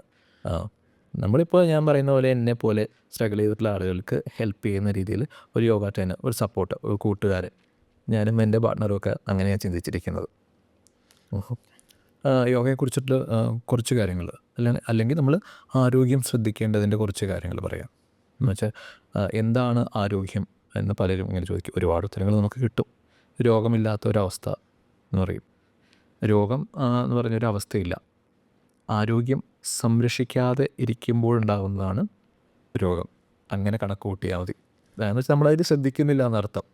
നേരത്തെ പറഞ്ഞ പോലെ ഈ ഗോള്, ലക്ഷ്യബോധം, അതിനൊക്കെ സപ്പോർട്ട് ചെയ്യുന്നത് പ്രധാനമായും ഈ 3 കാര്യങ്ങളാണല്ലോ. നമ്മുടെ ആരോഗ്യം, ഫാമിലി, പിന്നെ അതിന് ശേഷം കരിയറിൽ ടോപ്പാവും. അതിൽ ഓരോ സമ്പ്രദായങ്ങളും ഓരോരോ കാര്യങ്ങൾ പറയും. ഇന്നതാണ് ആരോഗ്യം എന്ന് വെച്ചാൽ ശരിയായിട്ടുള്ള ചംക്രമണമാണ് നല്ല ആരോഗ്യം എന്ന് പറയും. ശരിയായിട്ടുള്ള ബ്ലഡ് സർക്കുലേഷൻ നടക്കുന്ന ശരീരമാണ് നല്ല ശരീരം എന്ന് പറയും. ദെൻ തമിഴ് ഇതിലേക്കൊക്കെ പോയി കഴിഞ്ഞാൽ പറയും കുടലിൻ്റെ വൃത്തി എന്ന് പറയും. കുടലിൻ്റെ വൃത്തി നമ്മൾ ഇപ്പോൾ നശിപ്പിച്ചുകൊണ്ടിരിക്കുന്ന കാര്യം, അടിച്ച് കയറ്റിയിട്ട് ആ സമയത്ത് ഭക്ഷണം കഴിക്കുക, അതൊക്കെയാണ് നമ്മളിപ്പോൾ ചെയ്തുകൊണ്ടിരിക്കുന്നത്. അതൊക്കെ മാറ്റി യോഗയിലേക്ക് വരുമ്പോൾ കൃത്യസമയത്ത് ഫുഡ് കഴിക്കാനും നമുക്ക് വേണ്ട രീതിയിലുള്ള ഭക്ഷണം കഴിക്കാനും ഒക്കെ നമുക്ക് ഉള്ളൊരു അറിവ് നേടാൻ സാധിക്കും. അറിവല്ല, തിരിച്ചറിവ് നേടാൻ നമുക്ക് സാധിക്കും. പിന്നെ രണ്ടാമത് അവർ പറയുന്നത് ലൈഫ് സ്റ്റൈലാണ്. അതിൽ യോഗയിൽ യമനിയമങ്ങളെന്ന് പറയും. നമ്മൾ ഒരു മനുഷ്യൻ ഇന്ന കാര്യങ്ങൾ പാലിക്കണം, ഇന്ന കാര്യങ്ങൾ ചെയ്യണം, ഇന്ന കാര്യങ്ങൾ ചെയ്യാൻ പാടില്ല എന്ന് പറയും. പിന്നെ നമ്മുടെ ഏറ്റവും ശ്രദ്ധിക്കേണ്ടത് ഈ ഒരു സിറ്റിയിൽ നമ്മൾ ശ്രദ്ധിക്കേണ്ടത് നമ്മുടെ അലൈൻമെൻറ്റാണ് ശരീരത്തിൻ്റെ. ഇപ്പോൾ നമ്മൾ തന്നെ ഇത്ര നേരം ഇരിക്കുകയാണ്, കുറച്ച് കഴിയുമ്പോൾ നമ്മളിങ്ങനെ വളഞ്ഞു പോകും അല്ലേ? ആരോമലായാലും ഞാനായാലും ഇപ്പോൾ യോഗ എന്നൊക്കെ പറഞ്ഞാൽ ഇരുന്ന് കുറച്ച് കഴിയുമ്പോൾ സംസാരിച്ച് അങ്ങനെ ആയിപ്പോവും. എല്ലാവരും അങ്ങനെ തന്നെയാണ്. നമ്മൾ തെറ്റായിട്ടൊരു പോസ്റ്ററാണ് ഇരിക്കുന്നതെങ്കിൽ ഒരു 5 കൊല്ലം കഴിയുമ്പോഴാണ് അതിൻ്റെ എഫക്റ്റ് വരുന്നത്, എന്ന് വെച്ചാൽ നെഗറ്റീവായിട്ട് മാറുന്നത്. എന്ന് വെച്ചാൽ നമ്മുടെ നട്ടലിൻ്റെ അലൈൻമെൻറ്റ് കറക്റ്റ് അല്ല എന്നുണ്ടെങ്കിൽ ഓരോ വ്യത്യാസം റിലേറ്റഡ് ആയിട്ടുള്ള ഓർഗൻസിനെ അത് അഫക്റ്റ് ചെയ്യും. ഇപ്പോൾ നേരത്തെ പറഞ്ഞ ഡിപ്രഷൻ, അതിൻ്റെ ഒരു കാരണം എന്ന് പറയുന്നത് ഇപ്പോൾ സിസ്റ്റത്തിൻ്റെ ഫ്രണ്ടിൽ ഇങ്ങനെ തല കുനിച്ചിരിക്കും, സെർവിക്കൽ ബൾജിങ് ആയി കുറച്ച് ദിവസം കഴിയുമ്പോൾ അതും ഒരു ഡിപ്രഷൻ്റെ കാരണമാണ്. മനസ്സിലാവുന്നുണ്ടോ? മനസ്സിലാവുന്നുണ്ട്. അപ്പോൾ അതിന് ഓരോ രോഗത്തിനും നമ്മുടേതായ ശീലങ്ങൾ, തെറ്റായ ശീലങ്ങളും നമ്മുടെ തോട്ടും ആണ് പ്രധാനമായിട്ട് പറയുന്നത്. ഇപ്പോൾ WHO പറഞ്ഞിട്ടുണ്ട്, വേൾഡ് ഹെൽത്ത് ഓർഗനൈസേഷൻ, ഒരു മനുഷ്യൻ്റെ ശരിയായിട്ടുള്ള ലൈഫിനെ എന്തൊക്കെ ശ്രദ്ധിക്കണം എന്നുള്ളത്. അവർ പറയുന്നത് ശരിയായിട്ടുള്ള വ്യായാമം, ശരിയായിട്ടുള്ള വിശ്രമം, ശരിയായിട്ടുള്ള ഭക്ഷണം, ശരിയായിട്ടുള്ള ചിന്ത, ശരിയായിട്ടുള്ള ശ്വസനം, ഇത് എല്ലാ കാര്യങ്ങളും ശ്രദ്ധിക്കണം. ഇതൊന്നും നമ്മൾ ചില പ്രത്യേക കാര്യങ്ങൾ മാത്രം ശ്രദ്ധിച്ച് അതിൽ പോകുന്നു. ചിട്ടയായിട്ടുള്ള ലൈഫിന് ഇത് വേണം. അങ്ങനെ ശരിയായിട്ടുള്ള വ്യായാമത്തിന് ഏറ്റവും നല്ലതാണ് യോഗ. എന്ന് വെച്ചാൽ ഏതെന്നാണോ നമ്മുടെ മനസ്സിനെ കറക്റ്റ് ചെയ്യാൻ പറ്റുന്നത്, അതാണ് നല്ലൊരു വ്യായാമം എന്നുള്ള രീതിയിലാണ് നമുക്ക് യോഗയെ ഇത്രത്തോളം രാജ്യങ്ങൾ അംഗീകരിച്ചത്. പിന്നെ ശരിയായിട്ടുള്ള ഭക്ഷണം, യോഗയിലേക്ക് വന്നാൽ നമുക്ക് അറിയാൻ പറ്റും. നമ്മുടെ അഗ്നിബലം നോക്കി ഭക്ഷണം കഴിക്കണമെന്നാണ്. ഇന്ന ആൾക്ക് നമുക്ക് കോമൺ ആയിട്ടൊരു ഭക്ഷണത്തിൻ്റെ ഇത് നമുക്ക് പറയാൻ സാധിക്കില്ല. നേരത്തെ പറഞ്ഞ പോലെ പ്രാക്ടീസ് എങ്ങനെയാണോ ഓരോരുത്തർക്കും വ്യത്യാസമാകുന്നത്, ഭക്ഷണവും അതുപോലെ തന്നെയാണ്. നമ്മുടെ ശരീര ഘടനയ്ക്കനുസരിച്ച് വേണം കഴിക്കാനായിട്ട്. പിന്നെ ഉറക്കം, അത് ഏറ്റവും ഇമ്പോർട്ടൻ്റ് ആണ്. ഇപ്പോൾ രാത്രിയാണ്, ഇപ്പം നമ്മുടെ സിറ്റിയിലൊക്കെ ആണെങ്കിൽ ചായക്കടയിൽ നല്ല തിരക്ക്, ഉറങ്ങേണ്ട സമയമാണ്. ഉറങ്ങുമ്പോൾ നമുക്കൊരു പ്രോസസ്സ് ശരീരത്തിൽ നടക്കുന്നുണ്ട്, നമ്മുടെ ഉള്ളിലുള്ള ഇതിനൊക്കെ ഒരു വിശ്രമം ലഭിക്കുന്നത്. നമ്മൾ അത് കട്ട് ചെയ്തിട്ടാണ് പോകുന്നത്. ഇതിങ്ങനെ കണ്ടിന്യൂസ് ആയിട്ട് ചെയ്ത് വരുമ്പോൾ നേരത്തെ പറഞ്ഞ പോലെ ഒരു 5 കൊല്ലം കഴിയുമ്പോൾ മൊത്തം സിഗ്നൽ തെറ്റും. ശരിക്കും രോഗം എന്ന് പറയുന്നത് സിഗ്നൽ തെറ്റിക്കുന്നതാണ്. ഉദാഹരണം, നമ്മൾ TV കണ്ടുകൊണ്ട് ഭക്ഷണം കഴിക്കുക, മൊബൈൽ കണ്ടുകൊണ്ട് ഭക്ഷണം കഴിക്കുക, അപ്പോഴൊക്കെ അവിടെ ബ്രെയിൻ കൺഫ്യൂസ്ഡ് ആവുകയാണ് ചെയ്യുന്നത്. ഇവൻ ഭക്ഷണം കഴിക്കുകയാണോ TV കാണുകയാണോ, അപ്പോൾ എന്തിനു വേണ്ടിയിട്ട് ഞാൻ തയ്യാറാവണമെന്ന് ബ്രെയിൻ ഇങ്ങനെ ആലോചിച്ച് അതിനെ നമ്മൾ ഇതാക്കും. ഇതിങ്ങനെ കണ്ടിന്യൂസ് ആയിട്ട് വരുമ്പോൾ സിഗ്നൽ തെറ്റി അത് രോഗമായിട്ട് മാറും. പിന്നെ അവർ ഏറ്റവും ഇമ്പോർട്ടൻ്റ് ആയിട്ട് പറയുന്നത് ചിന്തയാണ്. എല്ലാത്തിൻ്റെയും മൂലകാരണം ചിന്തയാണ്. എന്ന് വെച്ചാൽ കുറേ ചിന്തകൾ കൂടി അതാണ് നമ്മുടെ ഒരു എന്താ പറയുക, വൈകാരിക പക്വത ഇല്ലാത്തൊരവസ്ഥയിലേക്ക് നമ്മളെ കൊണ്ടുപോകും. ഇപ്പം മെയിൻ പ്രശ്നം അത് തന്നെയാണല്ലോ, ആൻസൈറ്റി. അത് തന്നെ. ഇപ്പോൾ എന്തൊക്കെ ഫിസിക്കൽ സ്ട്രെങ്ത് നമ്മൾ നേടിയാലും നേരത്തെ പറഞ്ഞ പോലെ ഒരു പ്രശ്നം അല്ലെങ്കിൽ ഒരു കാര്യം ഫേസ് ചെയ്യാൻ വരുമ്പോൾ നമ്മൾ ഡൗൺ ആയി പോകുന്നുണ്ട്. എത്രയോ പേര് അങ്ങനെ കാണാം. ഫിസിക്കലി കാണുമ്പോൾ നല്ല സ്ട്രെങ്ത്തും കാര്യങ്ങളൊക്കെയാണ്. അപ്പോൾ നമുക്ക് മാറ്റം വരേണ്ടത് എവിടെയാണ്? ചിന്ത. ഒരു ഇമോഷണൽ അല്ലേ? IQനേക്കാളും വലുതാണ് EQ. എന്നുവെച്ചാൽ ഒരു വൈകാരിക പക്വത നേടാൻ നമുക്ക് സാധിക്കണം. അത് നമുക്ക് യോഗയിലൂടെ നേടാൻ പറ്റും. പ്രത്യേകിച്ച് പ്രാണായാമം, മെഡിറ്റേഷൻ പദ്ധതിയൊക്കെ അതിനുള്ളതാണ്. അപ്പോൾ ഇങ്ങനെ ഇത്രയും കാര്യങ്ങൾ ഓരോ ആചാര്യന്മാരും ഓരോ നിർവചനം പറയുന്നുണ്ട് നല്ല ആരോഗ്യത്തിനും നല്ല ലൈഫിനൊക്കെ വേണ്ടിയിട്ട്. അപ്പോൾ എല്ലാ കാര്യങ്ങളും നമുക്ക് ശ്രദ്ധിക്കാൻ പറ്റിയില്ലെങ്കിലും അത്യാവശ്യം കാര്യങ്ങൾ നമ്മൾ ശ്രദ്ധിക്കുക, അത് പാലിക്കാൻ ശ്രമിക്കുക കേട്ടോ. ഓക്കെ സാർ, അപ്പോൾ എനിക്ക് മൊത്തത്തിൽ മനസ്സിലായി എന്ന് പറഞ്ഞാൽ ഒരു ഫിസിക്കൽ ഒരു ആക്ടിവിറ്റി പോൽ കാലും ഒരുപാട് ഒരു ഫുള്ളൊരു ഹ്യൂമൻ ബോഡി, ഒരു ശരീരത്തിനെ മൊത്തത്തിൽ, മനുഷ്യശരീരത്തിനെ മൊത്തത്തിൽ എടുക്കുകയാണെങ്കിൽ എല്ലാ രീതിയിലും ഇൻഫ്ലുവൻസ് ചെയ്യാൻ പറ്റുന്ന ഒരു, നമുക്ക് ഗിഫ്റ്റായിട്ട് കിട്ടിയ ഒരു എന്താ പറയുക, നമ്മുടെ പൂർവ്വരിൽ നിന്നും ഗിഫ്റ്റായിട്ട് കിട്ടിയ ഒരു എന്താ പറയുക, ഒരു വരദാനം തന്നെയാണ് യോഗ എന്ന് പറയുന്നത്. അപ്പം എല്ലാവരും ആക്ച്വലി യോഗ പ്രാക്ടീസ് ചെയ്യാനായിട്ട് ഇപ്പോൾ യൂട്യൂബ് എല്ലാം ഉള്ളതുകൊണ്ട് ഒരുപാട് കാര്യങ്ങൾ അതിൽ നിന്ന് പഠിക്കാൻ പറ്റും. അല്ലെങ്കിൽ ഇൻസ്റ്റിറ്റ്യൂട്ട്സ്, അവരുടെ അടുത്ത് തന്നെയുള്ള പല ഇൻസ്റ്റിറ്റ്യൂട്ട്സ് ഉണ്ടാകും. അവരെയും അതൊക്കെ കണ്ടു പഠിക്കുമ്പോൾ ഇപ്പോൾ നേരത്തെ പറഞ്ഞ പോലെ നമ്മളെ അറിഞ്ഞിട്ട് വേണം പ്രാക്ടീസ് ചെയ്യാൻ. ഇപ്പോൾ പ്രാണായാമമാണെങ്കിലും ഇപ്പോൾ ആരോമൽ പറഞ്ഞപ്പോൾ എല്ലാം അങ്ങനെ നമുക്ക് പറഞ്ഞു തരാൻ പറ്റില്ല. ഇതാരൊക്കെ ഇത് നോക്കുന്നു, അങ്ങനെ കുറേ പേര് കുറേ അബദ്ധത്തിലേക്ക് ചെന്ന് ചാടുന്നുണ്ട്. അപ്പോൾ നല്ലൊരു ട്രെയിനറിൻ്റെ അടുത്ത് അല്ലെങ്കിൽ നല്ലൊരു ഗുരുവിൻ്റെ അടുത്ത് നിന്ന് ശരിയായിട്ടുള്ള രീതിയിൽ അഭ്യസിക്കുന്നതാണ് ഏറ്റവും നല്ലത്. എനിക്ക് എൻ്റെ അനുഭവത്തിലൂടെ പറയാനുള്ളതാണ്. ഇപ്പം നമ്മൾ ചെയ്യുകയാണെങ്കിൽ ഒരു ദിവസം നമ്മൾ ചെയ്യുന്ന പ്രാക്ടീസിൽ നമ്മുടെ എല്ലാ സിസ്റ്റവും ആക്റ്റീവ് ആവണം. ദെൻ മനസ്സിലൂടെ മനസ്സിനെ ശാന്തമാക്കാനും സാധിക്കണം. അങ്ങനെ ഒരു പ്രോസസ്സ് ഉണ്ട് എന്തിനും. യോഗയിൽ നമ്മളങ്ങനെ 1 മണിക്കൂർ ചെയ്യുന്ന കാര്യത്തിന് ചിട്ടയായിട്ടുള്ള പടിപടിയായിട്ടുള്ള ഒരു പ്രോസസ്സ് ഉണ്ട്. അതാ എടുക്കുന്ന ആൾക്കും അറിഞ്ഞിരിക്കണം, പഠിക്കാൻ പോകുന്ന ആളും അതിനെക്കുറിച്ച് ശ്രദ്ധിക്കണം, സംശയം ഉണ്ടെങ്കിൽ ചോദിക്കണം. അല്ലേ? അപ്പം നമ്മുടെ ഈ പോഡ്കാസ്റ്റ് വഴി ഇതിനെപ്പറ്റി കൂടുതൽ ആൾക്കാർക്ക് മനസ്സിലാവുകയും അതിനെപ്പറ്റി കൂടുതൽ സാറിൻ്റെ കോൺടാക്റ്റ് നമ്മൾ ഡിസ്ക്രിപ്ഷൻ കൊടുക്കുന്ന ഞാൻ ബുദ്ധിമുട്ടാണ്. ഇത്രയും നേരം പറഞ്ഞത്, ഞാൻ നേരത്തെ പറഞ്ഞത് സാധാരണ ഒരു മനുഷ്യൻ, സ്വർണ്ണപ്പണിയിൽ നിന്ന് വന്ന ഒരു മനുഷ്യൻ യോഗ ട്രെയിനറായ കാര്യമാണ് പറഞ്ഞത്. എന്നെ പോലുള്ളവർക്ക് വേണ്ടി ഒരു മെസ്സേജ് എന്തെങ്കിലും കൊടുക്കണം എന്നൊരു ചിന്തയിലാണ് ഞാനത് പറഞ്ഞത്. മനസ്സിലായി. സാറിൻ്റെ കോൺടാക്റ്റ് എന്തായാലും ഞാൻ നമ്മുടെ ഓഡിയൻസിന് വേണ്ടി ഷെയർ ചെയ്യുന്നതായിരിക്കും. അപ്പം അവർക്ക് എന്ത് സംശയം ഉണ്ടെങ്കിലും സാറിനെ വിളിച്ച് ചിലൊരു ബുദ്ധിമുട്ടായിട്ട് തോന്നരുത് എനിക്കില്ലേ. അപ്പം സാർ ആക്ച്വലി ഓൺലൈനും ഓഫ്ലൈനും സെഷൻസ് എടുക്കുന്നുണ്ട്. അപ്പം നമുക്ക് ഇൻട്രസ്റ്റ് ഉണ്ടെങ്കിൽ സാറിനെ കോൺടാക്ട് ചെയ്യാം. ആൻഡ് സാർ വളരെ വളരെ ഒരുപാട് കാര്യങ്ങൾ മനസ്സിലാക്കി, ഒരുപാട് കാര്യങ്ങൾ മനസ്സിലായി തന്നു. മൊത്തത്തിൽ മിക്കവാറും ഞാൻ ഒരു ജോയിൻ ചെയ്യുന്നതായിരിക്കും. ഇത്രയൊന്നും എനിക്കപ്പോൾ ഇതിനെപ്പറ്റി അറിയില്ലായിരുന്നു. അത് മാത്രമായിരിക്കും ഒരു പുകയായിരിക്കും ആരോഗ്യത്തിലേക്ക്. ഓക്കെ, മൊത്തത്തിൽ വളരെ ഫുൾഫിൽ ആയിട്ടുള്ള കോൺവെർസേഷൻ ആയിരുന്നു. നമ്മൾ വെറുതെ ജീവിക്കരുത്. നമ്മുടെ ലൈഫ് കൊണ്ട് ഒരുപാട് പേർക്ക് ഉപകാരം ഉണ്ടാവണം.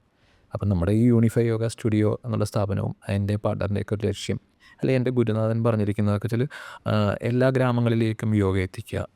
യോഗ എത്തിക്കുക എന്ന് പറയുന്നതിലൂടെ എല്ലാവരിലേക്കും ആരോഗ്യം, എല്ലാ കുടുംബത്തിലും ആരോഗ്യം ശ്രദ്ധിക്കുന്ന ആളുകളുണ്ടെങ്കിൽ എത്ര സമയം നമുക്ക് ലാഭം. എത്രയോ കാര്യങ്ങൾ ഒരുപാട് എന്നുവെച്ചാൽ ഭാരതം ഗുരുക്കന്മാരുടെ നാടാണ് അറിയപ്പെടുന്നത്. അപ്പോൾ ഇത്രയും ഗുരുക്കന്മാർ നമുക്ക് ഓരോ പദ്ധതികൾ പറഞ്ഞു തന്നിട്ടുണ്ട്. അതിൽ ഏറ്റവും ഉത്തമമാണ് യോഗ.